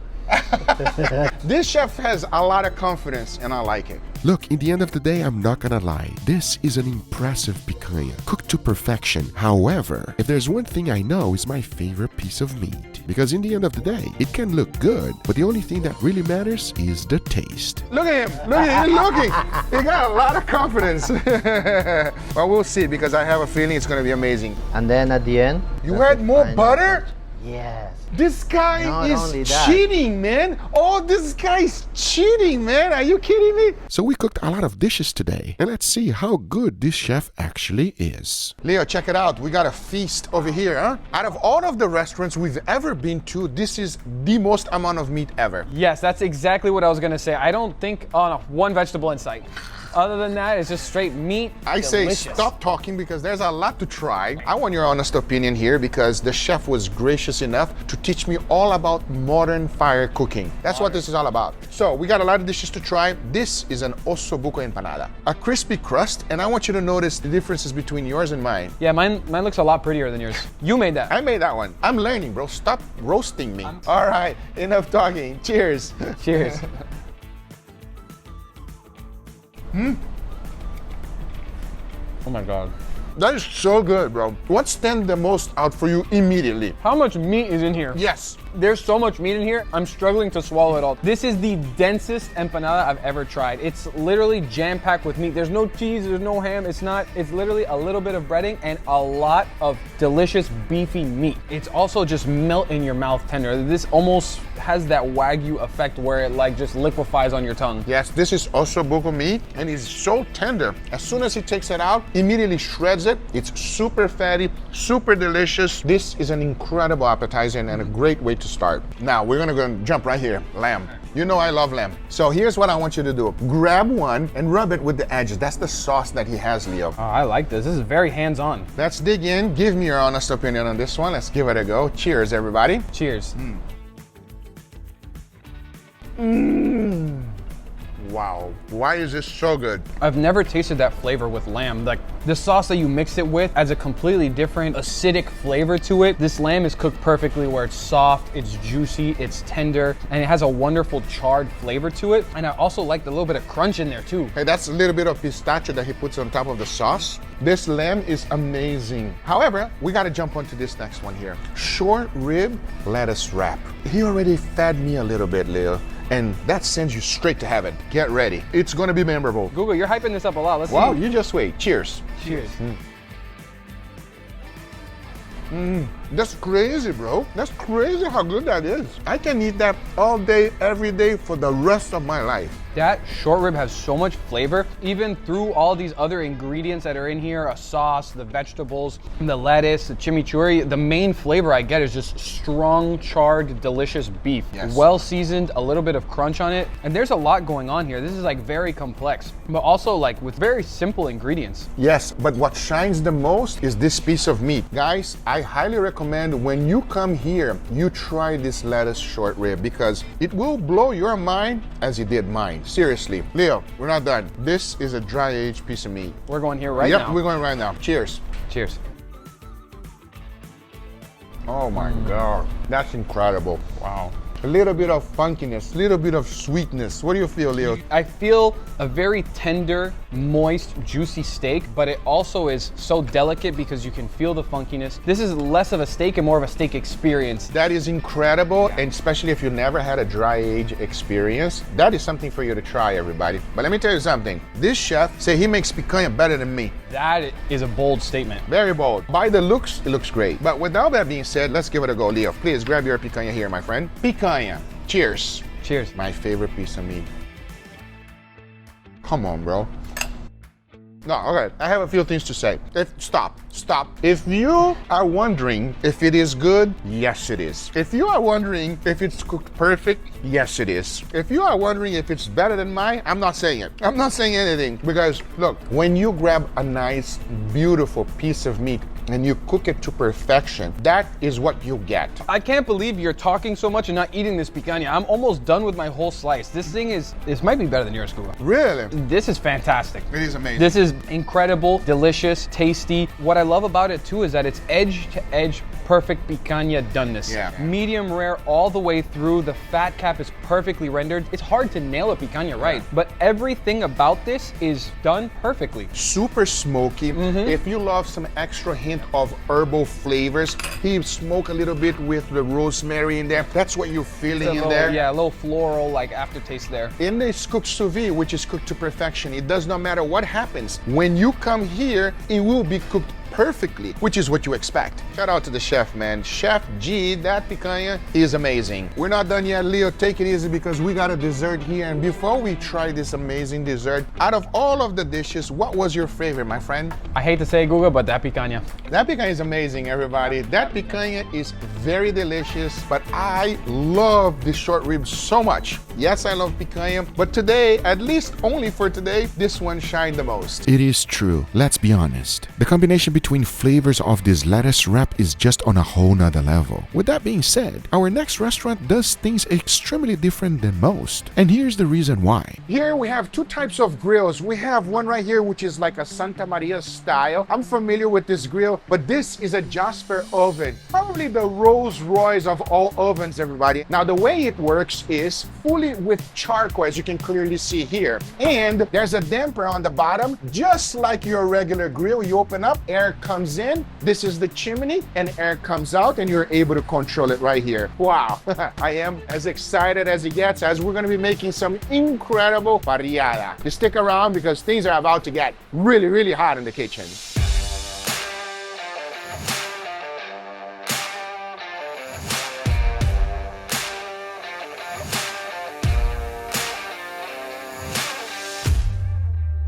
We use the Jasper for our veggies and our meats, and then we have this beauty here that we cook all our seafood and the fish.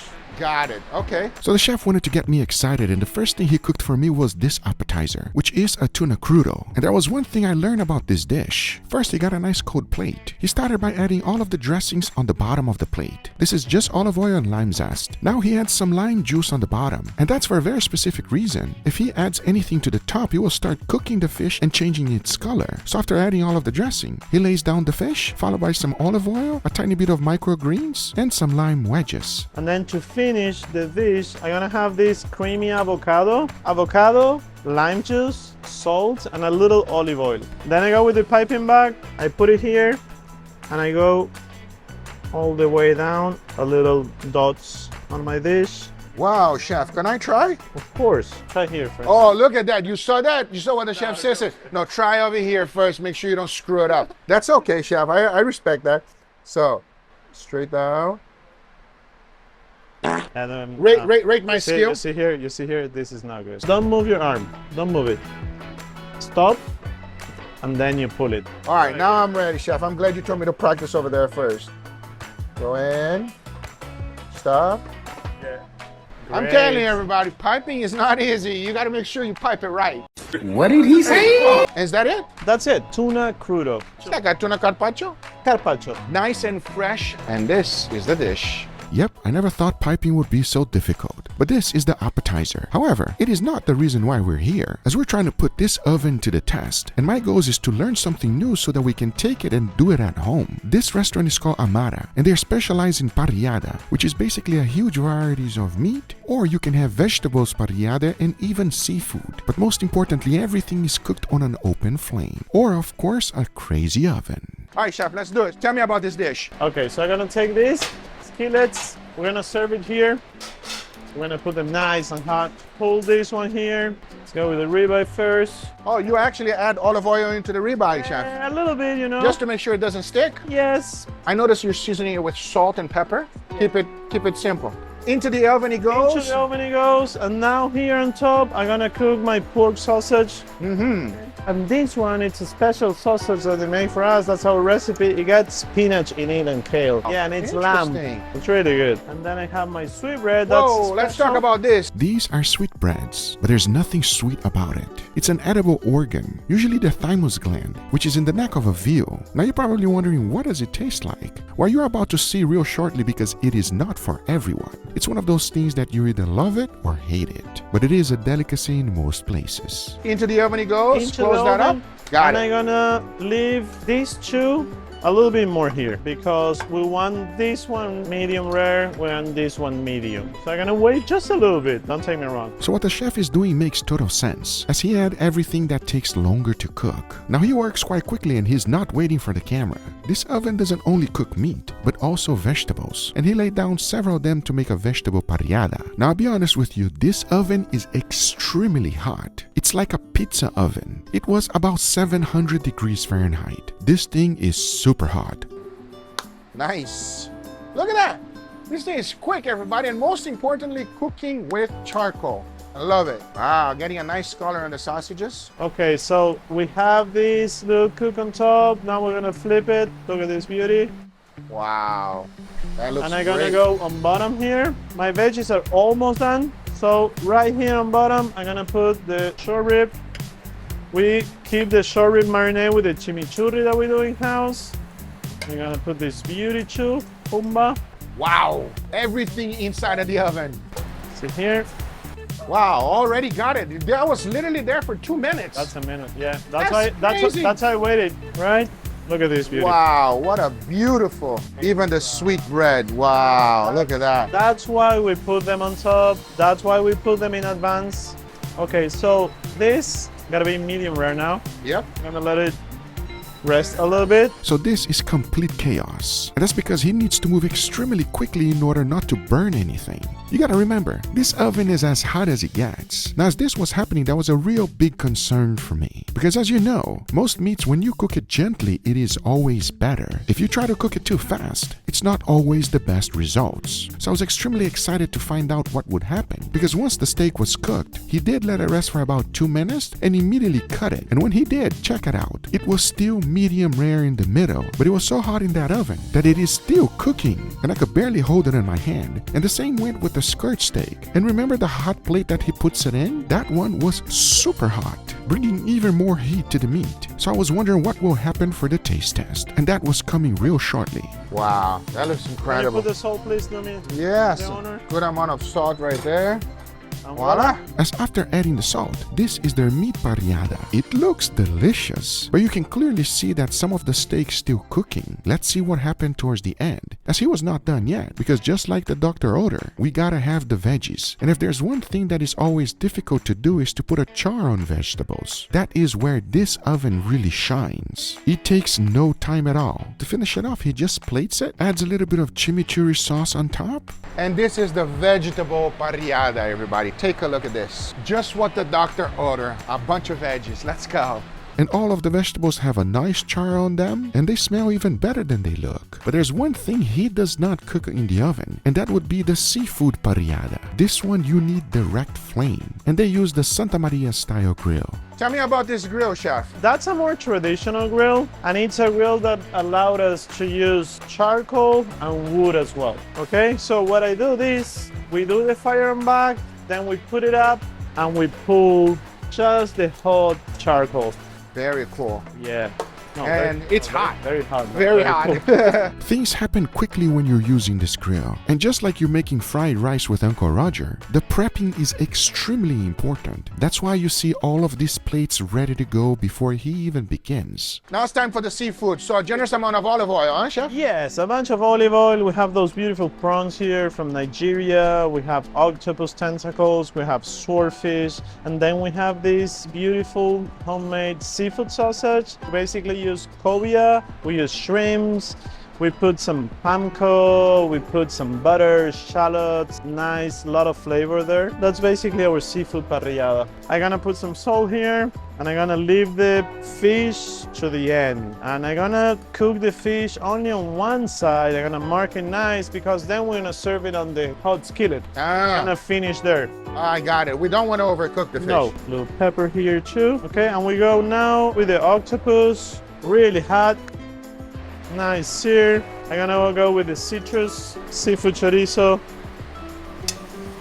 Look at this. Wow, that looks incredible. Just gonna leave the fish a little bit more at the end, okay? Oh, look at this. Oh, nice char. Now it's time for the fish. Oh, I see he put it in the hottest setting. Wow. Seafood chorizo. Well, I love the char, chef. That looks incredible. Looks great, right?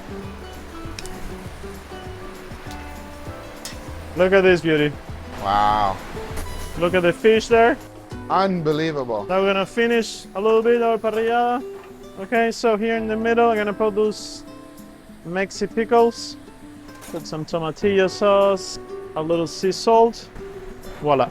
That's our seafood parrillada here at Amara at Paraíso. Now that was quick, and the biggest thing I took from it is that in order to cook seafood, it must be extremely hot. If not, you won't be able to put a char and you're just gonna boil everything. That is one of the reasons he needed direct fire instead of using the oven. But now that all of these foods were made, it was time for my favorite part. I would say out of all the parrilladas we made, this one is my favorite, chef. Thank you so much. Yeah, wow, this chef is a machine, everybody. I can't believe it. Thank you, chef. You're the best. But now, let's taste. All right, Leo, and here we have our feast. What do you think, huh? I think I want to go there more than I want to go there. Oh, yeah, veggies. Who likes veggies, Leo, huh? Come on. Only the doctor. Exactly. We're here for some meat. We're here for some protein. So here's the deal. All of these things here, except these, were cooked on a very special oven. Now, you have experienced a lot of different restaurants with me. I want to know your true opinion. I know you're a seafood lover like me. Yeah, I do like seafood. Although, Guga, this is straight from the sea right here. This is That's right, a octopus. crustacean. Now, one of the wonderful things about octopus is you gotta get a nice char. He got that char. No, you can smell a nice smokiness just coming off of this. This is nice. Well, let's start with some octopus. Cheers, everybody. Cheers. Wow, simple charcoal flavor. There's a tremendous amount of char about it. Absolutely. Oh, I really like how it has a nice pronounced char on the octopus, yet it's still like tender and juicy on the inside. So it's a perfect cook on the outside and inside. Very good. 100%. Now, this is the appetizer. I call it tuna carpaccio, but that's not what they call it on the menu. Please, Leo, dig in. Let's give it a try. This looks very different than our type of plating. This is a little fancy right here. I know, very fancy. You see why he puts the lemon on the bottom, everybody? Because it literally cooks the tuna. Cheers, everybody. Cheers, everyone. Wow. You get a really nice burst of acidity that really balances out like the savory fattiness of this fish. It's very good. It is incredible, and I like the freshness of the dish. Absolutely. It's super fresh, everybody, and quite addicting. That is phenomenal. I really enjoy this dish. So over here, Leo, we have obviously some prawns, but as you can clearly see over there, we have a seafood sausage. Now, I've never had seafood sausage. This? Check it out, everybody. I thought this was a sweet potato. No, I know. Cheers. Oh. Oh. Wow, this is delicious. I ate my whole thing. I had to go for another one. It has a meat texture to it. It pulls apart nice. It has strong seafood flavor, but not like overpowering. This is freaking delicious. I can't believe how wonderful this seafood sausage is, everybody. It's quite tasty. I enjoy it. But most importantly, I love the char. The char is absolutely delicious. Wow. Look, enough. Obviously, we have a vegetable patillada, which we will try. But I think the star is right here. So where are we going? First thing I want you to try is this. Okay? What is that? It looks like chicken or something. It looks like chicken, but it's not. It is sweetbread, also known as...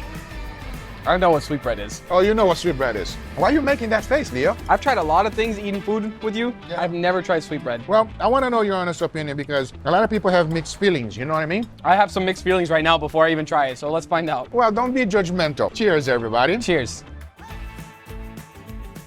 I mean, I love it. You? That's gonna be a no. That's gonna be a no. That's a hell no, or that's a no? It's a soft no. Like, honestly, the flavor is pretty mild on it. It's not like strong or doesn't have like a iron or liver flavor to me. It just, the texture kind of throws me off. It's nice, crispy on the outside, but the inside is kind of like mushy. Not my thing. Sweetbread is not for everybody, but you know what is? Some meat. Let's go dig in on that ribeye, huh? I want to know right away. Give me your true honest opinion. Let's give it a go. Cheers, everybody. Cheers. Oh. It's so different, right? Yeah. Do you feel the charcoal flavor on this thing? It's not as pronounced as when you cook directly on charcoal in the studio, but I do get a hint of that smokiness, that kiss of the dragon, we like to say. It makes the meat different. Yeah, it's very different. The flavor, the texture is completely different, everybody. To be able to cook it on the oven, it's incredible. Now, he got a skirt steak also here, nicely grilled. I'm gonna go also dig in with a little bit of veggies. I'm gonna go veggies by itself, everybody. Wow. Cheers. Cheers.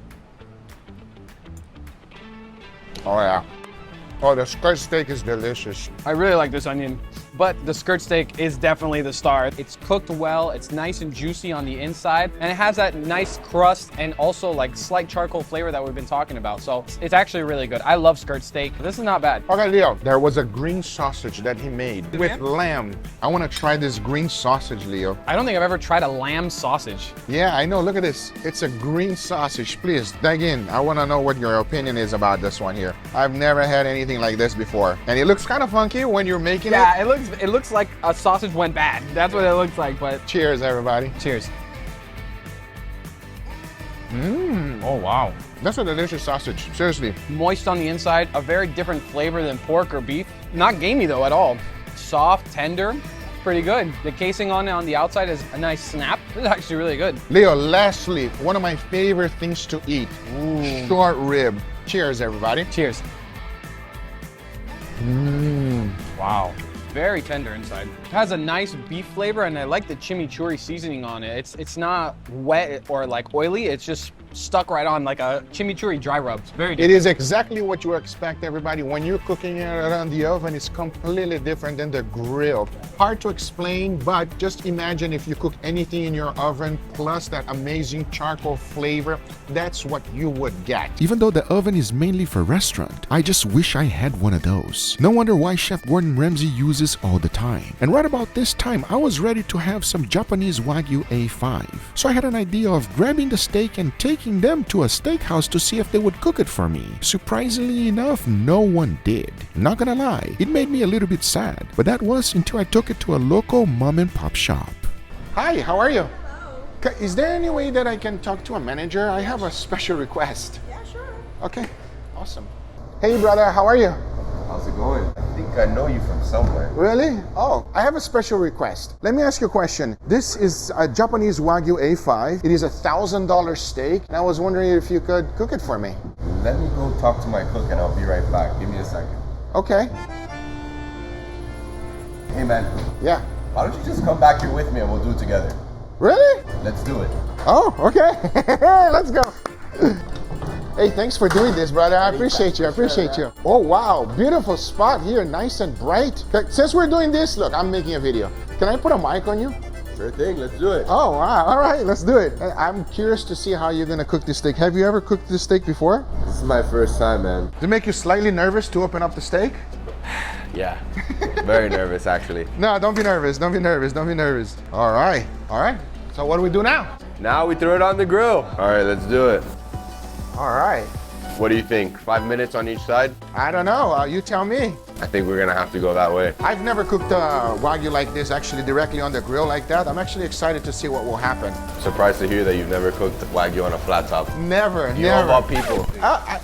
Am I busted? Have you seen some of my videos? I think I have. All right, let's see. Look, you notice right away how much fat it renders? It's crazy, bro. It's like pure butter, literally. I'm tempted to see how it's looking under there. Yeah, I know, right? To see the crust. I say flip it. Let's find out. Let's see. Move it to the hotter side. Yeah, it takes a little bit of time. You see, it takes a little bit of a second. How you would think you should season it? I would say with garlic salt. Oh, okay. No, that sounds interesting. I personally like to season it after I cut it. Oh, after you cook. Oh, okay. I want you to do you. I want to try your style. You do you. Don't let me interrupt you in any way. Yeah, pretend like I'm not here. Exactly. I don't know if I'll be cooking A5 if you weren't here though. What do you guys specialize here on? Tacos. We're known for our al pastor tacos. Al pastor. So I never got your name. What's your name? Gabriel. Gabriel. Oh, look at that crust. It's starting to look nice. So here's the deal. I want to eat some Wagyu because I've been trying all day, but at the same time, I think you should do whatever it is that you do. Sounds good. All right, let's do it. Oh, wow. Take a look at that. That looks great. Nice crust. Gabriel, why do you think none of the restaurants would have cooked it for me? Why do you think that is? I think they were just afraid to mess it up. Really? That's what I thought too, and some of them gave me different excuses. Why did you decide to do it? I mean, it was a once-in-a-lifetime opportunity, so I guess why not? Why not? Oh, I respect that. Respect, brother, respect. Let's see how it's gonna come out. How do you normally eat your steaks? I like it medium rare, personally. Medium rare, there you go. You and me both, the same. So, Gabe, I noticed you moving it around like from spot to spot. Why are you doing that? Just trying to get a nice sear on it. Interesting technique. It's getting a nice crust already. What do you think? Starting to look pretty good. How are you going to be able to judge if it's medium rare in the middle? The oldest trick in the book, right? Oh, really? You think that works? It's supposed to work. Fair enough. All right, I think we're ready to go. Wow, look at that, everybody. So many people are afraid to cook the Wagyu, and Gabriel went for it. He's like, he's not afraid. Did it scare you a little bit? I was a little nervous. That looks beautiful. I say, can we try it?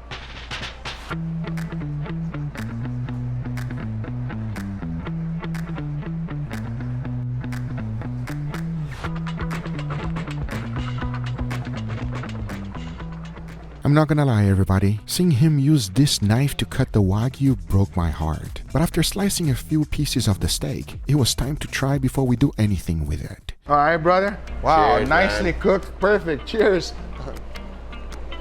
Oh, wow. Let's go, brother. Damn. Let's put it in a quesadilla. Quesadilla? You think it's gonna be good? What do you think?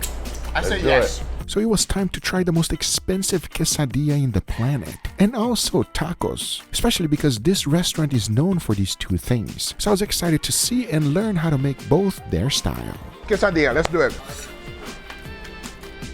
Adding a little bit of mozzarella cheese. Wow. Big tortilla. I cannot find this tortilla anywhere. Where'd you get them? These are special tortillas made just for Tiago's Tacos. They're flour tortillas. Now we're gonna add some A5. Wow. Is this the most expensive quesadilla you ever made? Yeah, definitely. So as soon as that was done, he goes ahead and closed the whole thing, chopped them up in small manageable pieces, adds a tiny bit of cilantro on top, followed by pickled onions, and this is his take on the most expensive quesadilla ever. Wow, take a look at this, everybody. Take a look at this. Are you kidding me? Is that a quesadilla or is that a quesadilla? Japanese Wagyu A5 quesadilla, everybody. I mean, that looks phenomenal to me. Gabe, good job, brother. Damn, that looks so good. I think we should try it together. Let's do it, man. Good job, brother. Cheers. Cheers, man.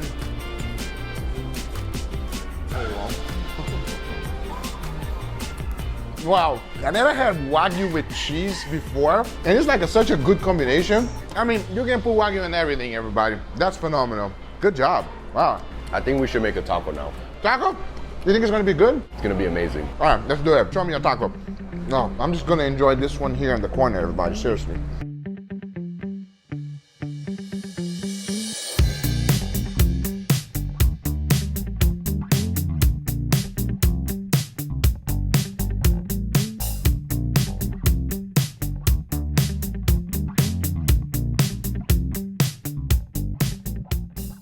Bro, I was just finishing my Wagyu over there. You put something special here, you're hiding from me. I was hoping you wouldn't see that. That's our secret recipe. We add agave and caramelize it. Agave, oh, that sounds amazing. Can we just admire the Wagyu, everybody? Nicely rendered. All right, I'm excited. What are you doing now? Now we're gonna put some mozzarella on the plancha. Oh. We're gonna let it crisp up. Okay, so this is almost like quesadilla. The exact same wow. premises. Look at that. That looks like heaven. Oh my God. Thank God I didn't go to a steakhouse. Seriously. This is looking fire. Now we assemble. Oh, I like it. This is crazy, everybody. To finish off the tacos, he adds that beautiful Wagyu that was cooked with agave, followed by white onions, a tiny bit of cilantro goes right on top. He adds his special chipotle mayo sauce, and a tiny bit of pickled onions to finish.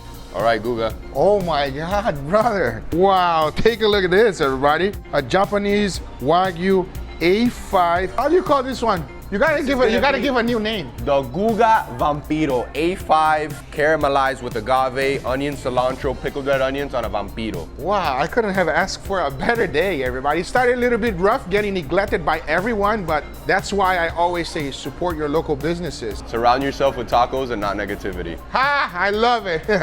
I say we take a bite. Let's do it, man. Let's go. Cheers, brother. Cheers, man. Thank you so much. Oh, wow. Yo, that's the best taco I ever had in my life. I think it's one of the best ones I've ever had too, man. What is interesting is that because you render it so good, the fat is not too rich, you know what I mean? And then you put a little bit of sweetness there with that agave there. That's just magical. Goes to show you, everybody, give love to the local restaurants. It is where the good food is at. Talking about that, my very next restaurant was one from Spain, and I was ready to get a full lesson on Spanish cuisine. Okay, chef, so what's the first thing we're gonna dish? Mushroom croquetas, very special dish from Spain. Oh, okay, mushroom croquetas. Okay, and what is in here? Bechamel sauce? Bechamel sauce, onion, butter, some milk, and flour. Every chef have their own recipe for croquetas, and this is his own. Once the bechamel is cooled down, it becomes solid, and you can shape it however you want. To finish this off, you gotta run it through the 3-breading process. Make sure to add a lot of panko, as now it's my favorite part. And there we have it, ready for the fryer. And now we just fry them, chef? What's the temperature? 380. 380, got Around 30 seconds, 1 minute. Yep, it only takes a few seconds because you gotta remember one thing, the bechamel sauce is already fully cooked. As now the important thing to do is to get a nice golden brown color on that crust. Golden crispy. Golden crispy, baby. Who's not gonna like that? Are you kidding me? To finish off the dish, he has a black garlic sauce, which he puts it on the bottom, followed by a tiny bit more on the top, and to make it pretty, some microgreens right on top. This is his take on mushroom croqueta. And if you've ever been to Spain, it's something you will find everywhere. That croqueta looks incredible, chef. What's next? What are we gonna do next? Meat. Yes, baby. Let's go. Okay. All right, let's go. Let's rock and roll. Tell me about this. Oh, wow. Welcome to heaven, everybody.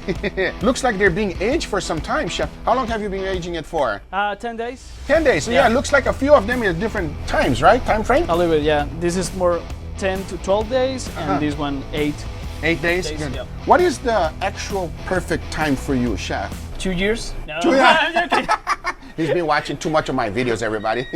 On today's video, we are dry aging beef for 2.5 years. No, but I think that like 25, 30 days will be my perfect timing, but I don't have a space to...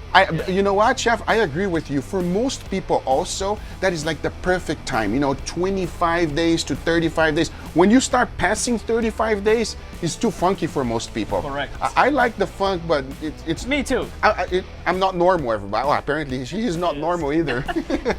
All right, chef, that's, yeah, it looks like a beautiful ribeye roast. So for most people, if you don't understand, this is like closer to the chuck. Let me explain here, right? Notice that the spinalis dorsis, this is the most tender piece in the cow. Very delicious, very flavorful. And here we have the eye. So chef, how do you cook it? No seasoning at all? Salt. Only salt, but it. not now, later? You will see. Oh, I will see. Okay, I'm excited to learn your style. Little bit of oil in there. Yeah. Ah, now you add the salt. I see. Very interesting. Wow. How long do you think it's gonna take to cook? 3 minutes. Once the crust was looking good, I thought he was done, but boy was I wrong, because he immediately put it on a charcoal grill, getting even more crust. So what's next, chef? He's getting a nice thing there, and he's getting that perfume from the charcoal directly on the steak right now. Getting that crust. Yep, this is a technique I've never seen before. It is all about the crust and obviously the kiss of the dragon, which I call charcoal. Now the way the chef likes his steaks is very different than me because it's all about the crust. As Europeans like something that is called al sangre, which is basically what we call here in the US blue steak. Very rare and an extremely pronounced crust. And to finish it off, tiny bit of flaky salt. Of course. All right. And there we have it. Ribeye seared first, then after straight to charcoal. Cheers, brother. Very different technique. I've never seen that before, chef. Thank you. That is the seared ribeye. I want to know what you guys think about this steak. Are you the type of person that says that the steak's still mooing? Is this too raw for you, or is it just perfect? I'll have to know what you guys like best, because the next thing chef was gonna make for me was a burger, and it all started with the trimmings of the ribeye, as his burger has a thick dry-aged patty that will also call your attention. Yeah, nothing gets better than freshly ground, chef. Oh, you season it now. Interesting. A little bit, yeah. A little bit of salt now. Okay. And we try to don't smash too much. Ah, so you keep it a little coarse. Yeah. Got it. 250 grams. Yep. Oh, a hefty burger. All right. Then it goes into the burger press. So even though he used the burger press, notice that he didn't compress it too much. If you compress your burger too much, it becomes almost like meatloaf. So you want those little crevices. All right, what's next? We use the same technique. So we cook it just like a steak. Hit it with some salt. Brioche bun, that's my favorite as well. That's what I like to use. Direct to plancha. Yep, toast the buns together. We're getting the buns nice and toasted as well. Nice contact with that burger so we can get a nice, beautiful crust. Oh, I love it. Exactly the same technique as the steak. Oh, wow, what is that, chef? It's a Basque cheese. A Basque cheese, that goes right on top. Yeah, it's the sheep milk cheese. And then what sauce is that? Red bell pepper sauce. Similar to like salsa brava. Yeah, very similar. Very similar. Unlike most of the burger sauce, this one does not have a mayo base, which makes it quite unique. Now since we move kind of quickly on this burger, I hope you understand how this one is being cooked. It is the same exact process as the steak. Remember that they love the steak blue, so you just wait and see. As next he goes ahead and melts the cheese, makes some large thick fries, because then to finish off the burger, he adds this. We'll finish with some Basque pickles. Basque pickles. Sweet and sour. They call piparras, like sweet chilies. Yep, just like sweet chilies, this burger is complete. This is a very unique burger, and it looks pretty good. However, remember how I say they love their steaks? The same thing could be said for the burger, as soon as I split it open, take a look. Let me know in the comments down below what you think of it. I have tried many burgers. A blue burger is my first. We should call it Basque steak burger. Huh? Yeah. Literally what it is, dry aged. Now this is a Basque restaurant, which is straight from Spain, located in North Miami Beach. They don't only cook meats, but they also have seafood. If you love shrimp, oh, you're gonna love this one. What's next, chef? Gambas al ajillo. Gambas al ajillo. Yeah, fresh shrimps. We peel them, but we leave the head because, you know, the flavor is in the head. So. I agree, 100%. Yes, the head will always hold the most amount of flavor. To cook this dish, you gotta do it quite quickly. First, a tiny bit of olive oil, throw the shrimp in there, followed by a tiny bit of water. Then you wanna immediately ignite the vapors, getting it to cook quickly, and at the same time, generate a nice smoky flavor. To finish it off, he uses a very unique sauce. And here we have garlic sauce. Garlic sauce. White wine, garlic, some water. And with the heads, they make beautiful garlic shrimp sauce. How do you call it? Gamba? Gambas. Gambas. Al ajillo. Gambas. al ajillo. Yeah. My Spanish kind of suck, everybody. I need more practice for Spanish over here. Yep, I gotta catch up with my Duolingo classes. Getting back to the dish because it's done quickly. All there's left to do is to plate the whole thing off, add that sauce towards the end, and then you gotta add something quite dangerous. And what is this, chef? The gambas al ajillo, they need to be spicy. Oh, really? This is habanero oil. Oh, I will leave it in your hands. oh, for real? It's very spicy. All right, well, we like a little bit of spice. And that is gambas al ajillo. Did I say that right, chef? Yes, correct. Oh, for the first time, I got it, everybody. Finally, I said the name properly. But now it was time for the star of the show, which is the fake picanha. Because believe me, once it's fully cooked, it fooled Leo for sure. So, chef, you were saying that this helps it cook evenly also, even though it renders the fat? Correct. 1 pound. 1 pound, huh? But we will be using only the half of them. Got it.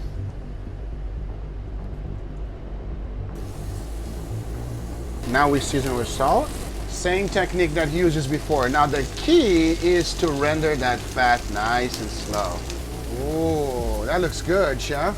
In no time at all. A little bit more. And how do we cook this? Medium rare. Medium rare. Yeah. Oh, that looks great. That looks great. To finish it off, you probably already know because it's the same exact process. You gas that charcoal grill nice and hot, and it is important to put that charcoal flavor there. As to finish this dish off, there's a beautiful presentation coming.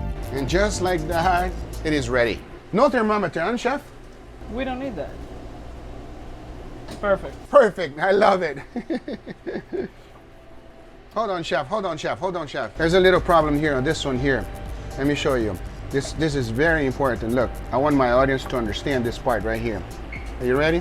Yes, that's exactly the problem. Oh, yes.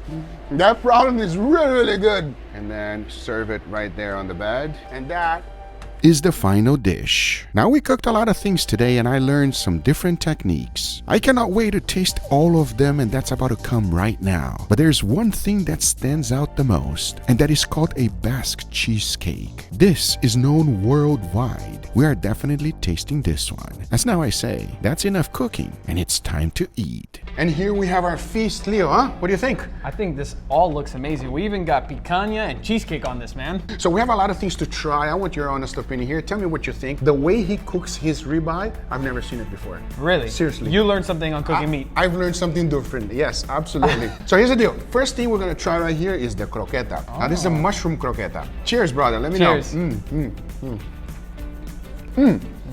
It is so light. It's so gooey and creamy inside. I was Yeah. not expecting that. A nice earthy flavor. And I love how the exterior is like perfectly fried. It's not greasy or soggy or saturated at all. It's light, crispy, and a delicious creamy flavor from the inside. You know what it's made out of? It's like a bechamel sauce. Okay. So it's a bechamel sauce with mushrooms. Well, it was good. It's good. It's really, really good. Now next, chef told me many times the name of this dish. Gambas al ajillo. So apparently the important thing here is the head. The head is a big deal, yeah? It always is. Cheers. Cheers, everybody. You feel a little bit of spiciness? Not really. Not really? Oh, then I got the whole thing because Real? yeah, there's a habanero oil there. No, I don't get any heat. I guess I got lucky, but I do feel like a little like light, like citrusy flavor on it. It's really nice. This Okay. is like perfectly cooked. It's So still tender. let's do the traditional now. Grab the head Okay. and then put it in a little bit of the oil so you can really feel it. There you go. Cheers. Whoa. That's the best part. Okay, That's dipping like- it in the oil, I got a little bit of heat You right feel there. it? Super different flavor than the actual meat itself. That's very interesting. That's the sauce that the chef makes there, you know? A little bit of wine, garlic, and water. Yeah, and he flambés and cooks it really, really quickly on the pan there. Definitely getting some heat now. Now you're but getting the heat. The chef definitely knows what he's doing because this tastes really good. Tastes really good. Now it's time for the ribeye. Like I said, he cooks it quite different than they normally are used to, you know? We eat a lot of ribeye and picanha, so I'm really glad that I see that on the table too. That's right. Cheers. Cheers. Whoa, super tender. Do you see how different it is than what I'm normally used to? It has a super pronounced crust, and what jumps out at me is like the tenderness of it. Very the tender. fibers are like separating on their own. You put it in your mouth, this almost melt in your mouth steak. And you know what it is? He does it exactly the way we do it in Brazil, to be honest with you. Oh yeah? Only salt, nothing else. Now, this burger you have to try, okay? Now, this burger is cooked rare, and there's nothing wrong with rare. You know why there's nothing wrong with rare? Why? Because it is the same exact thing as this. I see. So he just basically grabbed a big steak and he grinded himself. Cheers. Cheers. That's interesting. What stands the most for me is the sauce and the meat. But I want to know, what do you think? What stands out to me is how soft that meat is. I guess because you're saying it's rare. It's not crumbly. It's like juicy. It's soft. It falls apart in your mouth. It's very nice. And I get a lot of the cheese. It almost kind of has like a manchego flavor to me. I also noticed there's like different type of pickles on this. They have a different flavor. This is very unique. Yeah. You know, very, very different kind of burger. Okay, Guga, enough about the burger. I want to try this picanha. This picanha is a special picanha. Okay. Very special. I don't think you ever tried anything like this before. So I really want to know your honest opinion about this flavor. One thing that he does, and he does it just like me, by the way, only salt. How picanha should be cooked. Exactly. Cheers. Cheers. That's not picanha. That's not picanha. What is that? It's delicious. It's not picanha, it's duck. Dude, that looks exactly like picanha. It does. It even has a little fat cap to it, similar to the way picanha is, but a completely different flavor. It's juicy, it's perfectly cooked. I mean, duck? Duck. Is this your first time having duck? I think so, actually. Yeah? What do you think? I want to know, how can you describe the flavor? It doesn't taste like beef, but it reminds me of beef. It has a strong flavor. I almost want to say gaminess, but not really, because it's not tough. It's super tender, and it just has a very unique flavor that I've never tried on a piece of meat before. That's, we're gonna call that one the fake picanha, Leo. Because it looks like a picanha, it might remind you, but once you take a bite, you know right away that it's not. But now, why are you looking? So this is a Basque cheesecake, all right? Please dig in, Leo. Yes, sir. You do not have to tell me twice. Never seen a runny cheesecake, but this looks fantastic. And there's no crust, you know, like the crumbly crust, like you normally like a have. pie crust or something? Yeah, like pie crust. All right, enough. Cheers. Cheers. That is crazy. I can eat the whole entire cake. This is very, very dangerous. I've never tasted something so fluffy yet creamy at the same time. A wonderful texture, a wonderful flavor to it. Definitely give it a try. Oh yes, this was definitely one of the greatest sweets I've ever had in my life. But after all of that cooking, there was one thing missing, and that would be some great chicken sandwiches. So I went to the best one in town. Guga, are you ready? I am ready, chef. Let's go. All right, let's go. Thanks for having me, chef. You're very welcome. Le Chic. Wow. This is a nice restaurant. Let's go. But I know that your burger is top 2 in the US. Yes. Can you make me that burger? I want to learn how to make it. Sure. And this is what their burger looks like. Just by the looks, it seems like a regular burger, right? But they use an exquisite ingredient that I was shocked when I found out. Okay, we have 2 patties of 3 ounce, dry-aged brisket. What? Yeah. Dry-aged brisket. Let's go. Okay, no more talking. Okay. Let's do it. It all starts off with the best burger bun, which is brioche. She adds a generous amount of butter and let that toast. And this is the dry-aged brisket patty. It immediately goes to the flat top, starts by searing the meat in one side, then she flips, adds salt and pepper, and it is time for a full smash. That gets cooked up, adds cheddar cheese, as the next ingredient was quite important. The secret sauce. The secret sauce. What is in that secret sauce, chef? You're not going to tell me? If you tell me, you have to kill me? Okay, I'm gonna tell you some ingredients. Some ingredients. Yes, mayonnaise, ketchup, Dijon mustard, and pickle juice. Pickle juice. Yes. Oh, pickle juice, nice. Chef, may I? Yes. Let's see. Oh, that's good. That's very, very good. On this video, I'm here to try to figure out their secret recipe. And I'll be honest with you, as she finished this off, that sauce was incredible. And they do add veggies to their smash burger. Let me know how you feel about that, as the only thing left to do was to go ahead and add the patties, crown it with the top bun, and this is their famous smash burger. That looks amazing, chef. Take a look at it, everybody. Wow. The fact that it is made with dry-aged brisket should taste incredible. To finish it off, they serve it with sweet potato fries. I believe this is going to be an amazing combination. That is for us to determine real soon, as the next thing she wanted to make caught me by surprise. We're gonna make a truffle double eggs. Truffle double eggs. That sounds incredible. What do we have here? A mix of egg mix. Egg mix? Okay. Yes. All right. So this egg mix include a few ingredients that I was able to figure it out. Egg yolks, truffle oil, smoked paprika, and Japanese mayo. And the best part was that she was generous with the egg mix. And of course, she wanted to put my skill to the test. Let me know how you do it, chef. Perfect. Not bad, right? Not bad. Well, not perfect, but not bad, right? Okay, we'll try one more time. Yes, that's beautiful. Look at that. Who would have known? Guga can actually do some piping, everybody. Is that, how do you finish it? To finish it off, she puts a few pieces of truffles, followed by smoked paprika, a tiny bit of microgreens, and this is their take on truffle deviled eggs. And we all know there's one thing that always stands out. That would be the filling. I'll be honest with you, chef. The yolk is the best part. Right? You agree? The white is like okay, but the yolk is always better. That is true. The egg mix filling is always the best part of a deviled egg. But La Chica is known for one thing, and that would be their chicken sandwich. It is said that it is one of the best in the country, and I was there to learn their method. After frying up the chicken, they use Swiss cheese. That goes directly to the broiler, and as soon as it comes out... All right. Oh, nice and melty. And now we're gonna make the bread. Okay. To finish the sandwich, she grabs my favorite type of bun, which is brioche, adds a generous amount of butter, toasts them up real good, then homemade ranch goes right on top, followed by lettuce, and a very special pickle which I wanted to learn the recipe. She didn't want to give it to me, so I tried something different. Can I try one, chef? Yeah, sure. Yes? Let's see. Oh, it's slightly sweet. It's kind of sweet. Yeah. You put a good amount of sugar there, yes?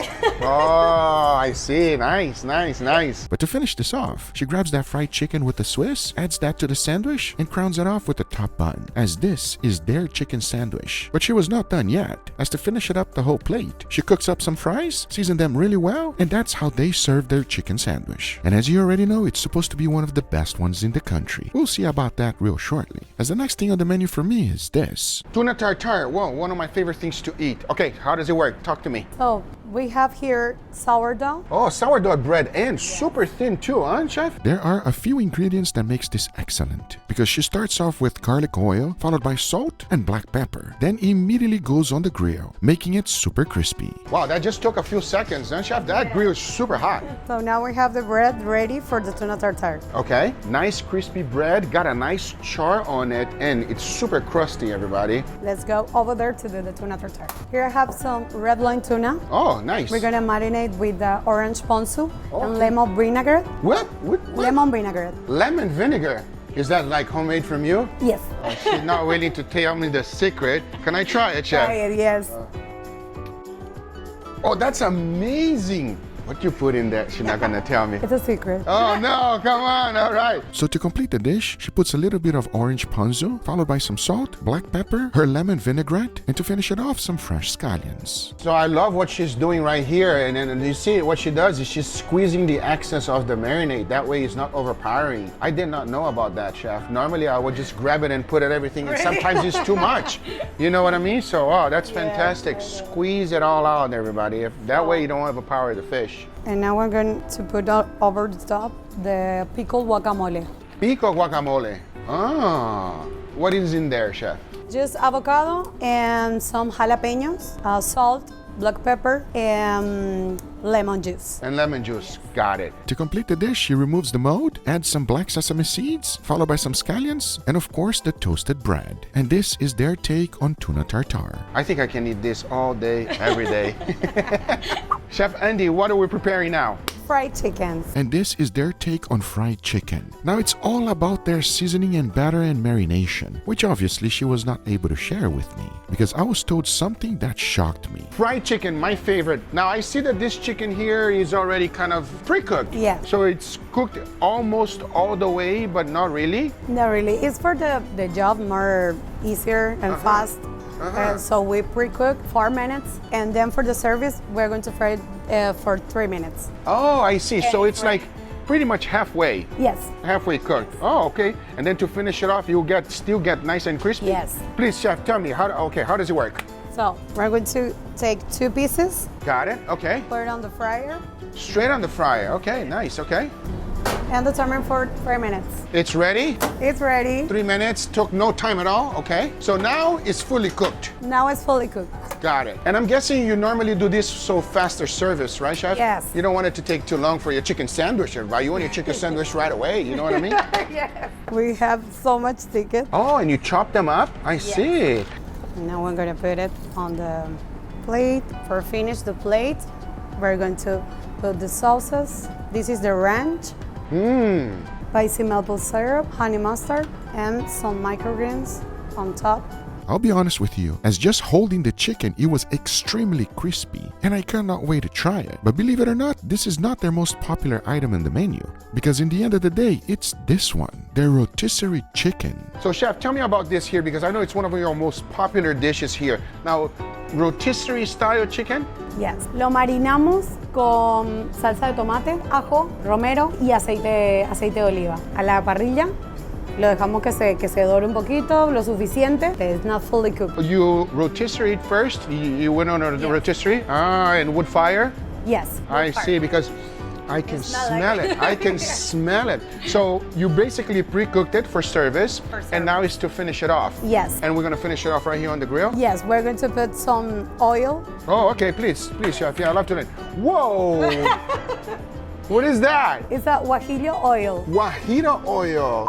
Guajillo, not guajiro. No, guajillo. Okay.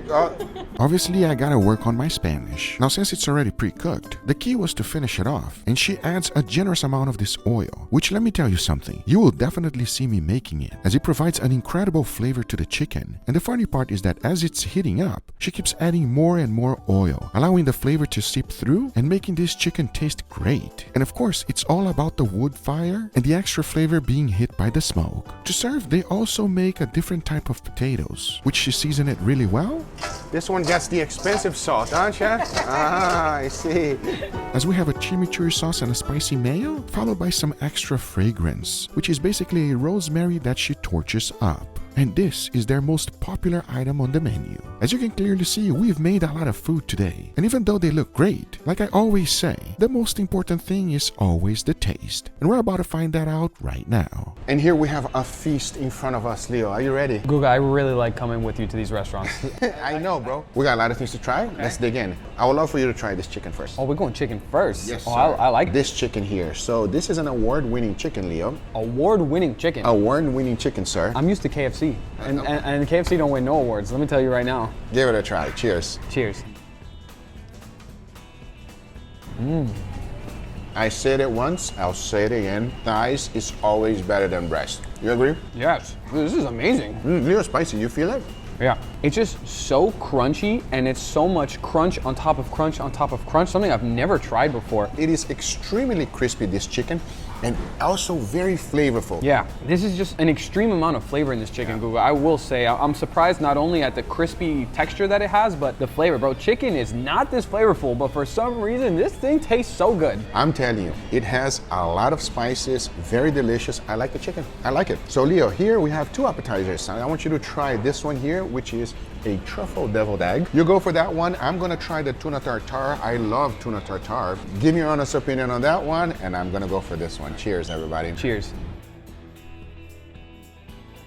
Ooh. No, you can definitely feel the truffle flavor. It's very delicious, very tasty, and what I love about like this deviled egg is just like the texture. Very rich, very delicious, and you have this like boiled egg on the bottom that's nice, soft. This is a pretty stellar appetizer. The tuna tartare is phenomenal, and I love what she did in the end, which is something I normally don't do. She squeezed out the extra sauce marinade, you know?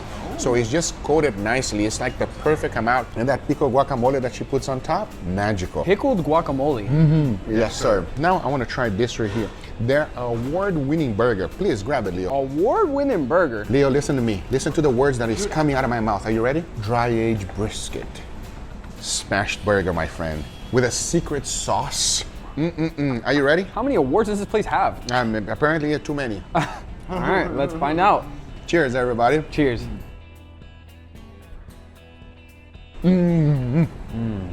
That's the beefiest patty I've ever tried. It has a completely different type of flavor. It's almost a little bit like of acidity or sourness in there, but not overpowering. That is a good burger. You can slightly feel the dry-aged brisket. I don't think they dry-age it for too long. Smash burgers are the way to go. It's crispy 100%. And juicy, bro. This is really good. This is their chicken sandwich.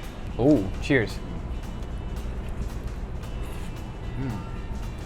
Oh, that's a good chicken sandwich. It's so flavorful. Most of the time you eat chicken, it doesn't have any flavor. This has a very good amount of flavor. Wow. This one I can taste the coating more. I don't know if it's the chicken itself or the seasoning and the breading or whatever it is, but like you're saying, it's extremely flavorful for chicken. Like, this is like the Wagyu of chicken almost. And also that garlic sauce that she puts on top. This is a very, very good chicken sandwich, everybody. So Leo, here's the deal. Here we have the rotisserie chicken. So let's go. Dig into this chicken, Leo. Let me know your true, honest opinion. Cheers, everybody. Cheers. Mmm. That's so soft. That's so tender. Wow. I feel like you almost don't even need the sauce from how juicy this chicken is. And I can taste, like, at least in the skin, like a little bit of char. It's actually really nice. Leo, out of everything today, what was your favorite thing? The chicken sandwich, for sure. Yeah, I agree. It's too unique. That chicken sandwich is magical. Yeah. Seriously, that's a very delicious chicken sandwich. If you love Popeyes, you're gonna think that is in a whole nother level because that is phenomenal. I wanna say a huge thank you to Chef Andy and LeChic. Come check out the restaurant, everybody. Everything will be on the description down below. It's right here in Wynwood and you will enjoy it. I hope you guys enjoyed this video. If you did, hit that thumbs up. If you're not subscribed, be sure to subscribe. And we'll see you guys on the next one. Take care, everybody. Bye-bye.